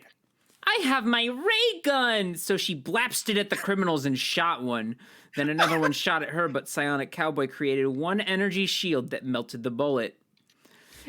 It is hard enough to me protect of myself without another person screwing along, Cowboy said, and he flung the crime boss out the window with his psychic blast. We have no boss, the criminals said, and they runned, but Lady shot them as they run out. God. You don't have to shoot them when they're running away. That's okay, it's set for stun and police will get them. You are a very smart woman, but police do not come here. They are scared of gangers. Then we should get out of here. That's what I trying to tell you. Cowboy angered, but leaped out of the casino before security gave them a hard time. But there was still criminals left. Oh no. I will fight him, said the biggest puncher, who he was so big that Cowboy could not fling out him. Looks like it can't be a celebration yet. Punch, punch. The man punched Cowboy in the solar plexus. Oof, man. The Cowboy ducked down, but then did an uppercut and hit the fighter in the nose with psionic energy around his knuckles. The man fell down with a mighty collapse and gave them time to catch a breath of fresh air. What should we go to? I don't know. This is your mess. Mysterious voice said, then maybe we can clean it up. Cowboy used his psychic but couldn't figure out who talking. Who did there? I am Murphy from the government, and I have an offer for you that will fix everything. Murphy? The woman from earlier said, okay, but I will come too. That is okay, but it will imperative that you both at once. Murphy strengthened his tie. How do they know that? They're just hearing him. Oh, yeah! Holy fuck. Is he like making like an audible tie noise? The famous noise that all Unreliable ties... narrator. Peter Chimera would never. You take that back. Okay, you're right. Cowboy struggled on his hat. What is the emergency? You want me to work for you or the government so soon? It is about MR1 space station will be under attack soon. How would you know sure? Cowboy looked at him. You are not the only spy chick, Cowboy, and now you have to come with me so we can save the humans. So they did. Millions of later, they were at the Strabase, and it was so in the space that they were very above the Earth. Holy fuck. Government Murphy put his head on the door and said, Scientist Henrik, are you in there? But he read Scientist's mind and saw that nobody was home. It's okay. The coast is clear. Cowboy and the woman ladled into the place where there was no sign. It was advanced lab with technology of the advanced robotics all over their eyes. What is interesting technology? Indeed, Government Murphy chopped in, but I must radio in, so he radio. He tells me it is too late. The scientist Roger has built a robot, AI, but we might have to stop it because it will self-aware itself. But why does government want to stop it? There will only be time to explain when it is too late. Come on. That's a really funny way of wording that. I know. So they went to security. Security man, did you see Roger has escaped? Dang. No, I did not. 4 hours later, Roger talks to a robot and says, How are you feeling? But the robot said, Humans are trying to Wait. Humans are trying to inferior. Oh no, robot, you're too dangerous now. Thanks to I goofed, he predicamented. Oh no. All right. Chapter 2. That was all one chapter? That's right. It was a long one. Fuck. Actually, this is the last chapter also. Oh? It's a 2-chapter story. It's a 2-act play. Oh, problem. No. Oh, problem! Here's the mission, man, said General Workinov. The space station is taken over by the killer robots that are programmed to hurt humans, but there are other robots that are good and want to help us, so we have to have them save us. I'll go first. He machine gunned the robots so many bullets that he ran out of the whole 9 yards. I am out of magazines, he reported, but the bullets were invincible to the robots who were not damaged at all. Men, we need a plan. We will use rocket launchers. Okay. No, it's no use. We will just waste rockets. The Autobots are invulnerable and armored and are pure killing machines. Murphy turned to the psionic cowboy and said, You have to use what you can. But my psychic powers don't work on robots, only people. But he tried to make a psionic lance that he shot from his forehead. It did not hurt the robots like his figured.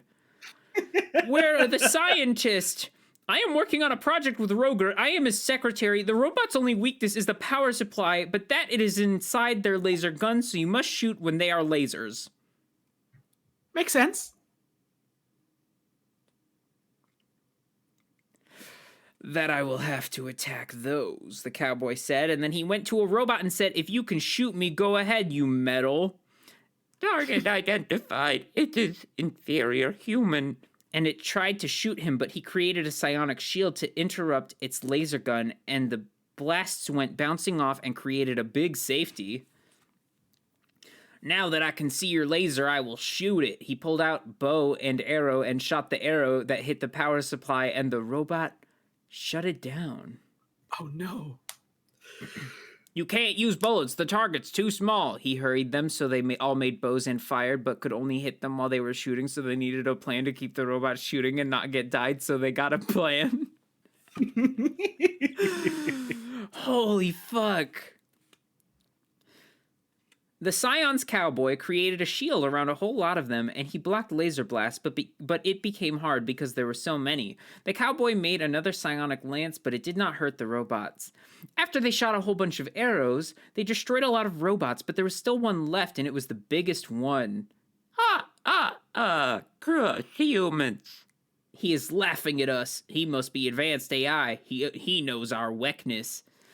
Cover the weaknesses! And they jumped to cover when the big robot Gatling shooted at them. Where's our power supply? We don't know, they all said. I know said that woman, and she fired her ray gun at his legs because it was like Big Spider Robot, and after she blasted all of them, the robot fell and the gun was trapped under its body, so it couldn't shoot neitherwise. Then they all sent gun to full power, and the robot brain exploded so big that they felt the heat from where all the way over here. Fuck. The cowboy astonished at her. I guess you not so useless. She laughed. No, I am tougher than you are, Jack. Fucking called out. So they went to have a date, but it didn't go so well. Oh no! The end.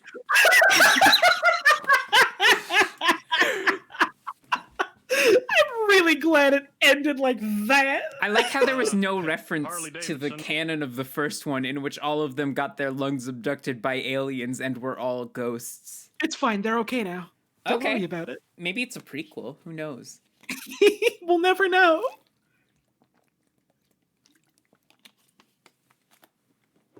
Holy fuck, that was amazing. Mm-hmm. Can I get a fanfic, Holly? Can I get a I got one for fanfic? you. It's a little on the longer side, though. Is that good? Of course.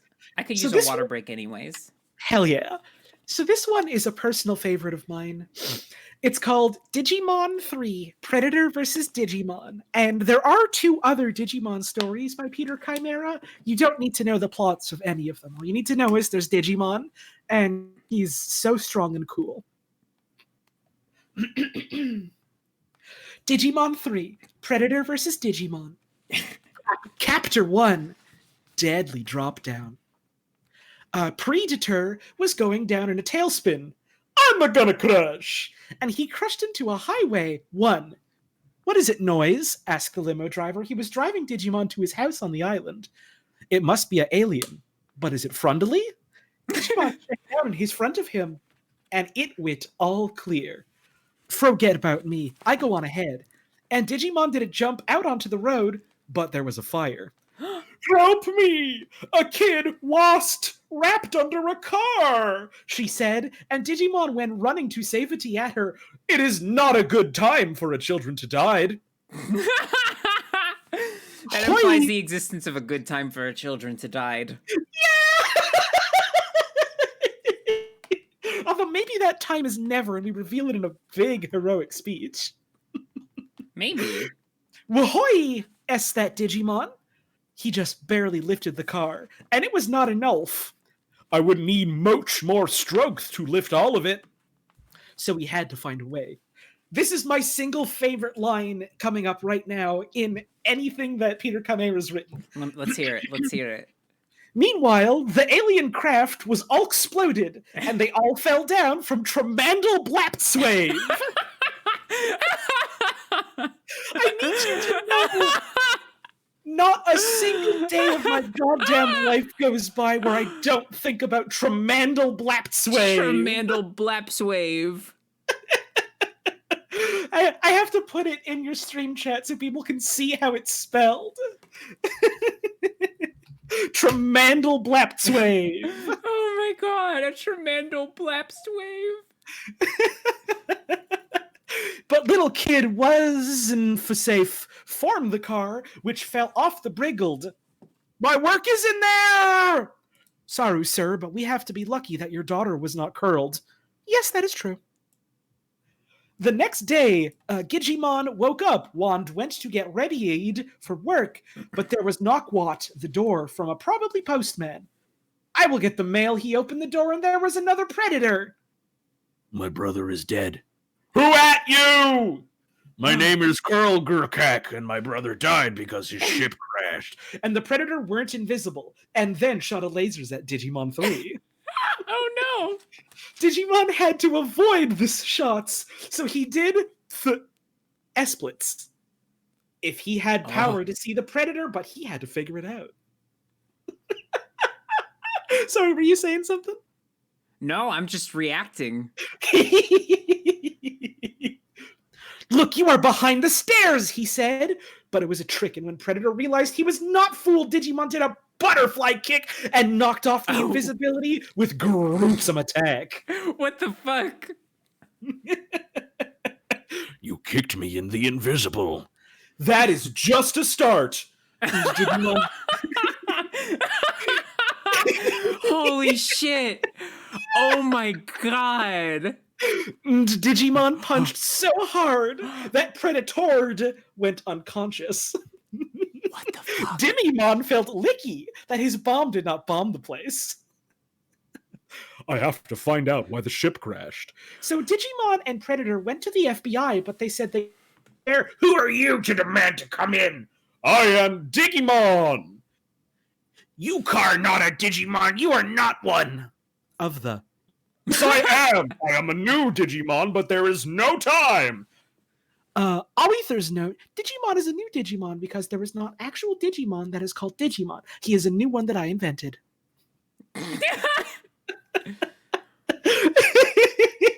Wow. I need to point out, I'm pretty sure this is like the first time ever in the Digimon trilogy where it's pointed out that this Digimon's name is just fucking Digimon. And everyone's Oh my like, God. Wait, what the fuck? Yeah, I just thought that he might not have known the names of any Digimon, so he was just calling one monster Digimon. I was just imagining Agumon this whole time. No, it's his new one that he didn't have a name for yet. Okay. Fair enough. So they broke in with a timeful kick to the very door. The door crashed across the room so hard it flew across the room. Oh, The good police lord. tried to stop Tim, but they were trapped behind the door that flew. You cannot take the evidence! An FBI shot at Digomon, but missed and hit Predator, so Predator went invisible and took the cop unconscious. When Digimon found the evidence, it said that the ship crashed because of FBI experiments. This is bad news, said the police. So it was all blowin' high and wise. Now, how will you get to your home planet? I will have to fly there in my ship, but thanks for your help. Here is a spear. Here's a spear. Chapter 2 to help with the police. Digimon experienced a knock at his door, but this time it was not alien attack, it was police. Uh-oh. It's okay to relax. We are here to congratulate you for exposing the FBI. So they had a dinner, but Officer Victorix did not come because he was very busy. Fiend. That was incredible. Digimon 3 is genuinely so fucking good. Just so you know, our raid phrase, and I already have it saved, is Tremandal Blapst Wave, of course. Oh, you're a fucking hero for this, Joy. Thank you. Okay. I have a story, a short story called Jim's Mystery. Once again, part of the Dracula 2010 and Other Things book, Peter Kamara, written by Peter Kamara collection. Jim's Mystery. Chapter 1. Is it happy? Jim McCrage was at a wedding, which was his wedding. I do, said Jim's fiancée, Dorothy, who was wearing a big dress.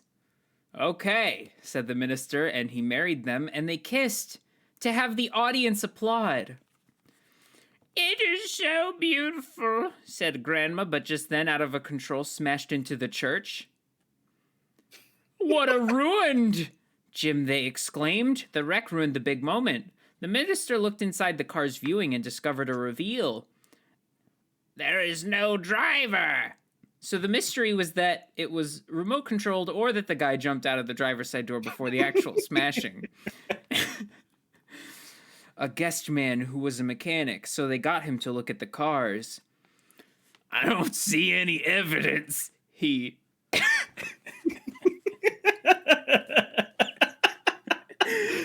So pretty soon when Jim got back from honeymoon, he'd get called from that police. This is Officer Victorix, but I can't talk over the phone. Jim and Dorothy Wait, Officer Victorix? Yes? That's the guy from the end of Digimon 3! What the fuck? Continuity? Holy shit. Holy shit. It's all connected. Jim and Dorothy met Officer Victorix, only Dorothy was out doing errands. We don't know what made the car crash. Jim okay, then maybe the car was haunted. Could be. The past owner was died in a forest fire, but I cannot tell you how it happened because it is classified. Jim was unnervedly shocked because he was forest ranger and he worked with lots of forest fires. That's all of my time. Officer Victorix lefted. Thank you for your information, and Jim went back to playing Xbox 360. 3 years later, Jim fell down the stairs at his security job, and when he did, the hospital said, I thought it would be safer, but it was not a funny joke. What does that mean? Oh, maybe he thought it would be... Wait, I don't know.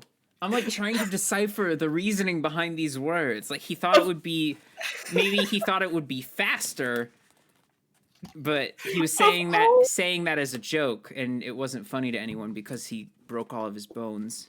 Of all the things that we've read tonight, that's the one that's broken me. Yeah. What does it mean? How did you fall down the stars? Dorothy required. I do not know. It felt like I pushed. You must find out who pushed. But my report was that building would be empty. He shockled at her mindly. What, it could be ghost?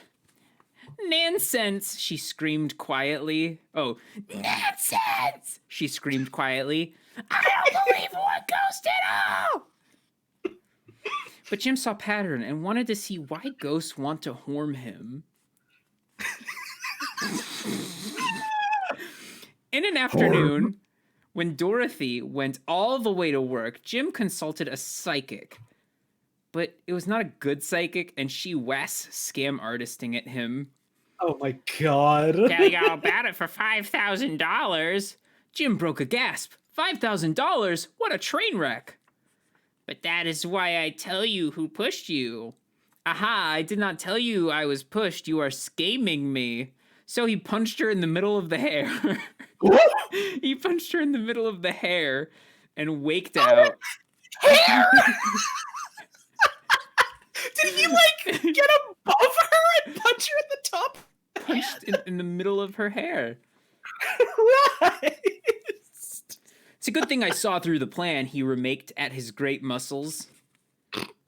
Look out, mister, she said. It was a little girl. There's a ghost on you head. So Jim ducked and Big Ghost flipped off and went into a swirling. How did you know?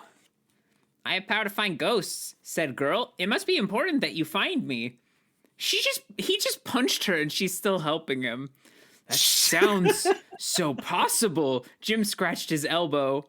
My ghost power tells me you were at a fire in 1988. Yes, it was terrible, and someone died because I broke my leg and could not save the Mr. Brockerson. And it is not too life to save him from eternal angry. So they drove to forest where it was dark at night, and the mist was so misty it hurt Jim's eyes out. Do not look at the mist. Okay, Jim packed. Okay. They arrived at the old forest where the fire was so many time along. The girl was past her bedtime. You have to tell the ghost what is your truth. Okay, Mr. Brokenson, I am sorry that I did not save you from the fire, but my leg was broke and it made me so slow, he upsetted. So, it's okay to forgive me, and he drove the little girl home. I love the idea of telling someone you've wronged. It's okay to forgive me. Yeah! I just want you to know. If you're upset, you're in the wrong. It's only my opinion, so it's okay to forgive me. That sounds like something one of my ex-boyfriends would say. Yeah! I know you don't watch my content, but you know who you are. Get fucked! All right. Were you not at home? Her parents asked. It's okay, ma'am. I am Forest Ranger, and she was safe the whole time. Okay. So Jim went home to have a happy life. Chapter 2. No. Hi, honey. I was out last night taking care of ghosts. I told you not to interfere with that balderdash. Yes, but I took a little girl to the forest, and it turns out I am haunted by the ghost of a forest fire. Oh, not good. Correct. Put it okay now so we can enjoy ourselves. But suddenness, it was unover, and te ghost possessed Dorothy. Grr, you kill me. Great crap! The ghosted Dorothy shame, but no, Mr. Brokerson, I explained that I did not. I am evil ghost and will never stop torment. That is why you pushed, Jim told him and shot Dorothy with his gun happily. What the fuck? Happily? So the ghost was dead for life. What happened? Oh, what happened, Dorothy ghosped. I killed the ghost in you, so I hope you're very okay. Yeah, I am fine. The end. Lord. Oh my god. I am fine. I love that chapter 2 is just titled No. No. Fuck. All right, hit me with another one, Holly. I'm ready. Right. Let me look for a good one that we can look at. I'm starting to run a little low on energy, and I've also got to get myself dinner soon because I'm hungry. Oh, I could but just read the last story if you want. Oh There's only no, one I more. got at least one more fanfic in me that I can read. So Okay. just I figured I'd let you know. Yeah. This one is called Planet of the Apes: Secret of Planet. Oh. Othnor's Oat. This faniction is based onto the original Planet of the Apes movie because I like it better because it had Charlton Heston in it, who is good actor, but then he died because of circumstances. Damn. And ship of space travel touched down on the remotely desert of the planet that secretly was Earth. But the ship didn't know because it is plot twist. Oh, okay. Got it. It'll be a surprise for later. Okay. The crashing happened, and then the ship crashed, but bad. Oh no. Out of ship cam, Captain Harvey John, and he said, My crew are dead, so I have to forage in the wilderness. but then he found a city of apes. Oh no. This must be Earth. He questioned. Take him to the leader apes, said a gorillas, who were military him into town so hard it made him hurt his life. Oh. Who Not is his this life. Sorry, go ahead. I said not his life. He needs that. Who is this human? Cried Dr. Zarius with yelling cry. My name is Captain John.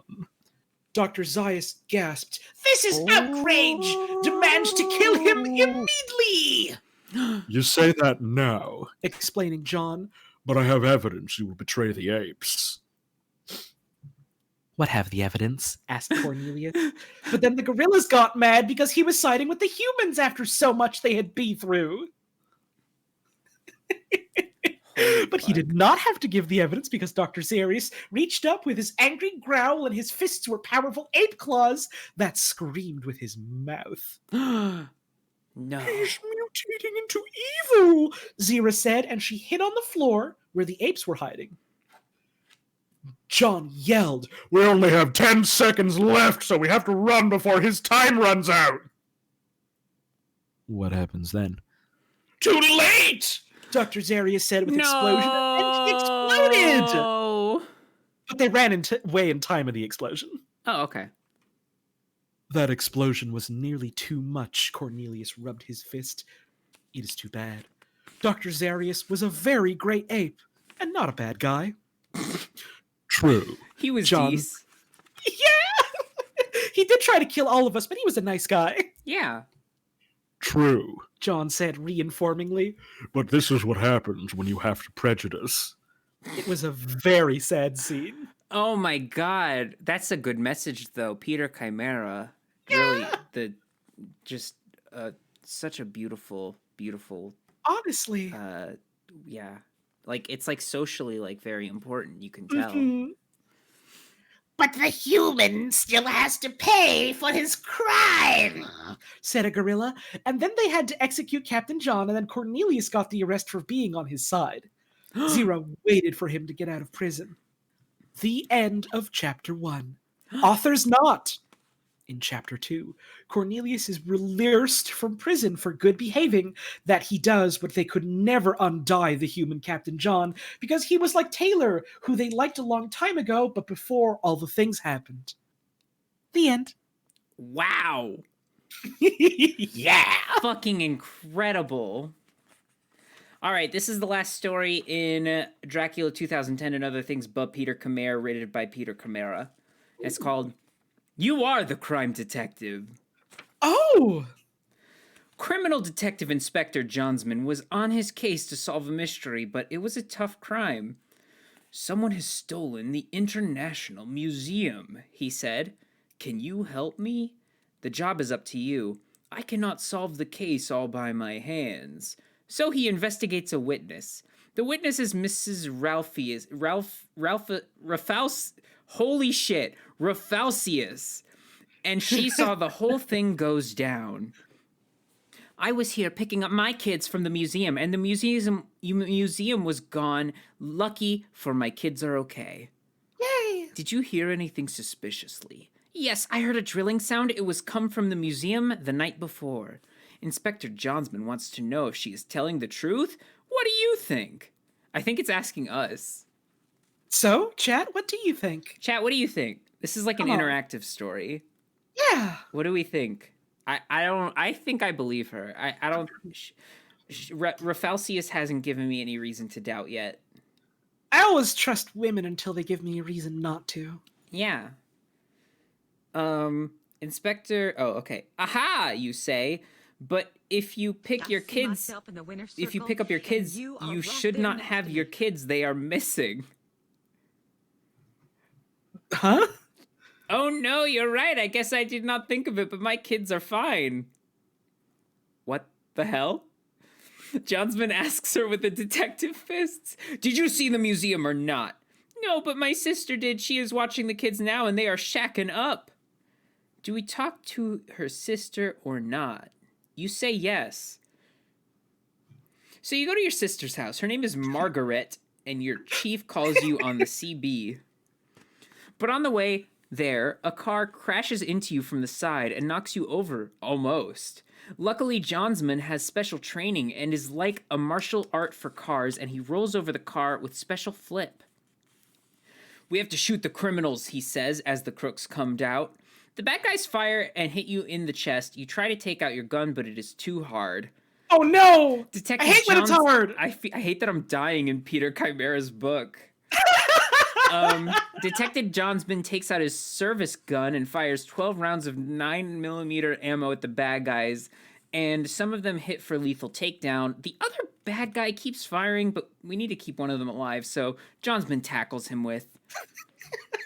Also, I like that it's a service gun. This is my service gun. I have to take it onto the plane. Like, I have anxiety, so. Oh no, like a service gun is like specifically like a gun that you're issued when you're like a cop sort of thing. Pretty sure it's the thing that I said. I mean, your stream. I will talk, he says the bad guy. He is bald.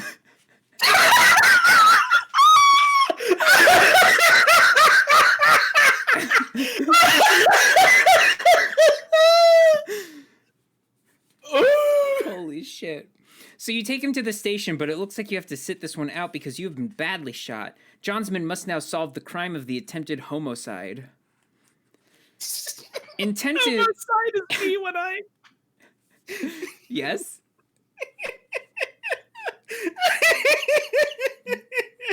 Okay. Detective Johnsman investigates the clues. They take him to an abandoned factory. I should avenge my great partner. Are we dead? Oh no! The factory does not have a crane big enough to transprop an entire museum, but it might have more clues. The bad guys shoot the detective, but he fires back 4 times with his 12-gauge shotgun and hits one of them seriously. The second bad guy is only hurted, but there are 20 more. We have machine gun, they say. Good idea! And they set up a machine gun, but Detective's vest is bulletproof, so the bullets do not harm unless they shoot it his head. Shoot it his head! But in the time they set up the machine gun, the detective reloaded his shotgun and fired, shooting the machine gun in half. Dams. Crap, one of them all say. One of them all say it. So, them bad guys surrender to be arrested. It is valiant victory for the side of justice, and Detective Johnsman shoot the boss in the head to teach a lesson to the others, so they will turn away from crime. That is harsh lesson. You have gone too far, Chief said to him at the hearing, but Inspector Johnsman cannot be stopped now, so close to having solved the detective. He fires with shotgun 6 more times at the head of crime boss, but the head crime boss dodged. How did you steal the museum? It's so simple that you are stupid. What is your meaning by that? Explain fast. We did not steal the museum. We did the easier thing. How do you explain it to me? You have to follow the facts. First, we tunneled under and builded a big hole. Then we stole things in the museum that we wanted, and then we dropped the museum inside the hole and buried it with concrete. It was underground all along. Return that you stole. They are valuable belongings. Never. And the bad guy throws an incendiary grenade, so it will blow up with the fire blast, and Johnsman has to do tuck and roll to escape from shooting at him while the grenade blows up a box. Return fire, Johnsman orders at the chief, and the chief shoots his HK MP5 submachine gun at short, controlled bursts. The two guys fire at the bad guy and miss some, but one bullet hits him. The boss fires and shoots the chief in the chest. The chief fires again, and they get the bad guy in his head, but it only creases his jawbone, so there's still more shooting. Johnsman fires again and misses. Bad time is over, the boss says, and he sets the whole base to self-destruct. Self-destruct will activate in 2 minutes, says a computer voice that sounds like a girl's voice. Thank you. How does he do that? The whole place is rigged, so Detective Johnsman takes out a flamethrower and sets all the crates on fire. There is nowhere to hide now. Shoot up, the bad guy screams. I will have no choice but to be arrested. No more shooting prisoner, Chief Worms Johnsman. Okay, this time it will do by the book. You hasn't arrested me for the last time. I will escape from you. My name is Paul Manson, and I'm a resourceful crime boss. Cool. Don't forget the place will explode. So they get out of there. You heal up and are back on the action in a few weeks. Johnman was investigated, but Chief and you are in a good word because of his brave that he doesn't get fired, but he does not get big promotion either. Sometimes you do bad things when you're a cop, but you have to correct those mistakes to be a hero. You tell the other cops, and they all understand the speech, and it is speech that you tell to the new recruits at the police academy every year. The chief tells you did a good job, rookie, and will have a long career as a police ominer. Police ominous? Holy shit. Oh, there's a little message at the end. Thank you so much for reading my book. I made my other book and some people bought it, so it is a big thank you for my. This one made free to download because I want to give my something back to the internet that helped me to so much. Thanks again. If you read the whole thing, Peter Chimera wrote this book. Oh. And then there's like 8 pages for notes, and I don't know why. In case you want to take notes. I guess. Yeah, I guess so. It's like how at the back of like old video game manuals, they had sections for you to write notes in. Thank you, Peter Chimera. That was beautiful. Thank you for your lovely work. This was a blast. This was so much fun. I need to. Holly, your stream is an 18+, is it? It is. Oh, it is? Well, it's marked as mature, so. Oh, perfect. Well, on your channel at some point, if you would like, obviously it's your channel, so you don't have to do anything. But I do have a book of erotic fan fiction that we could read by Peter Chimera. Oh, I'll have to think about that. Of course, but I am please do. Yeah, like I said, no worries. If no, just take your time. Blah blah blah. Hell yeah. But I do want to read the erotic fan fiction sometime on stream because oh my god, I can't. I opened it up and I read one sentence and it was like, it was like, so the start of the paragraph said, "The man unzipped his pants." Paragraph break. Big penis. Paragraph break.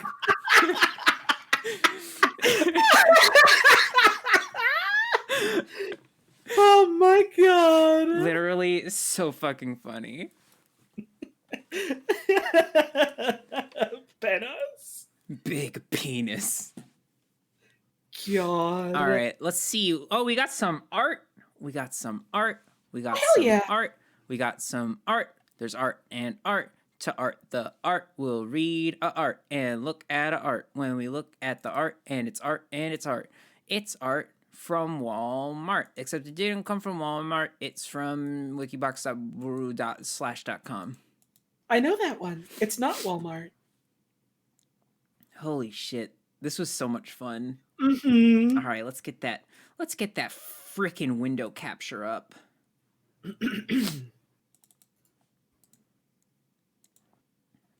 Perfect. Let me share this with you Hell yeah. so you can see. Oh, do you like shit. the picture that I sent you, by the way? I adore it. It's very, very good. Cement. Show them on stream if you want. Oh wait, I didn't read the tags. Create baby, Crete baby, concrete. Should I show stream what I'm looking at? There. This is what Holly sent me. I sent this. Cement.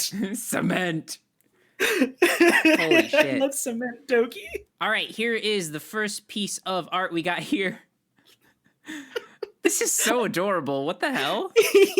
Vampire Redacted is the artist. By the way, I'm scared of Draculas.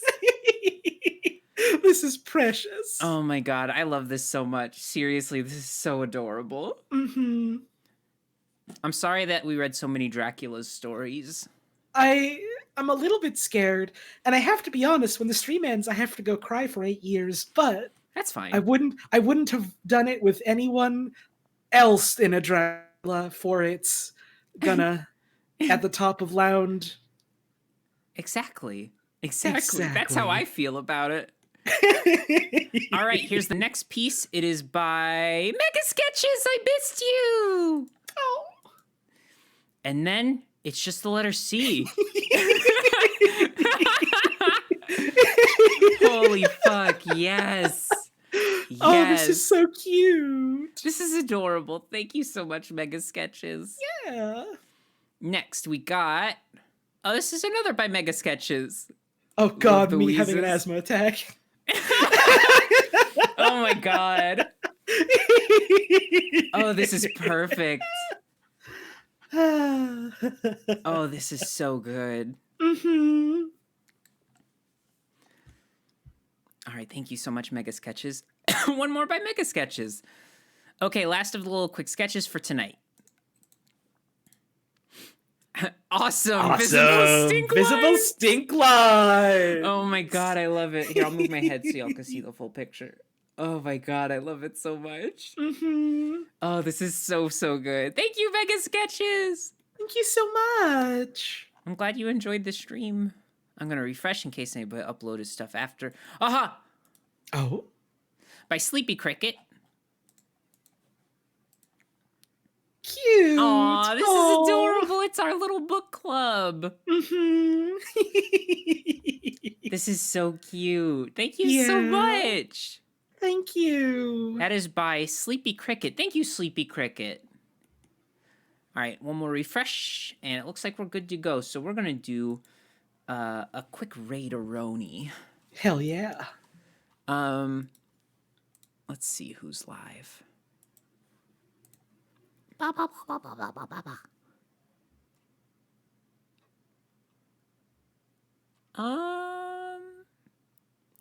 We're gonna raid my friend Spats. Oh hell yeah. Yeah.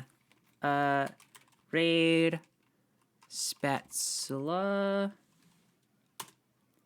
And our raid phrase is, of course, Tremendal Blatzway. yeah. Let me type it out in caps. Tremendal Blapst Wave. All right, go ahead and copy paste that when you get into Spats' chat. Thank you so much for coming to the stream, everybody. Thank you so much for joining me, Holly. I had an absolute blast. Thank you for helping me put this together on such short notice, also. Hell yeah. More than happy to. Worldlands with You will be back pretty soon. I'll figure it out. We just gotta, figure out some schedule stuff. It'll be just a little bit of time before we get that figured out. So hell yeah. I hope y'all are excited for it. This Saturday, big Among Us stream. Big one. Oh, well, big one. All right. Be there or be square. All right. I will see you all later. Goodbye and good night. Harley.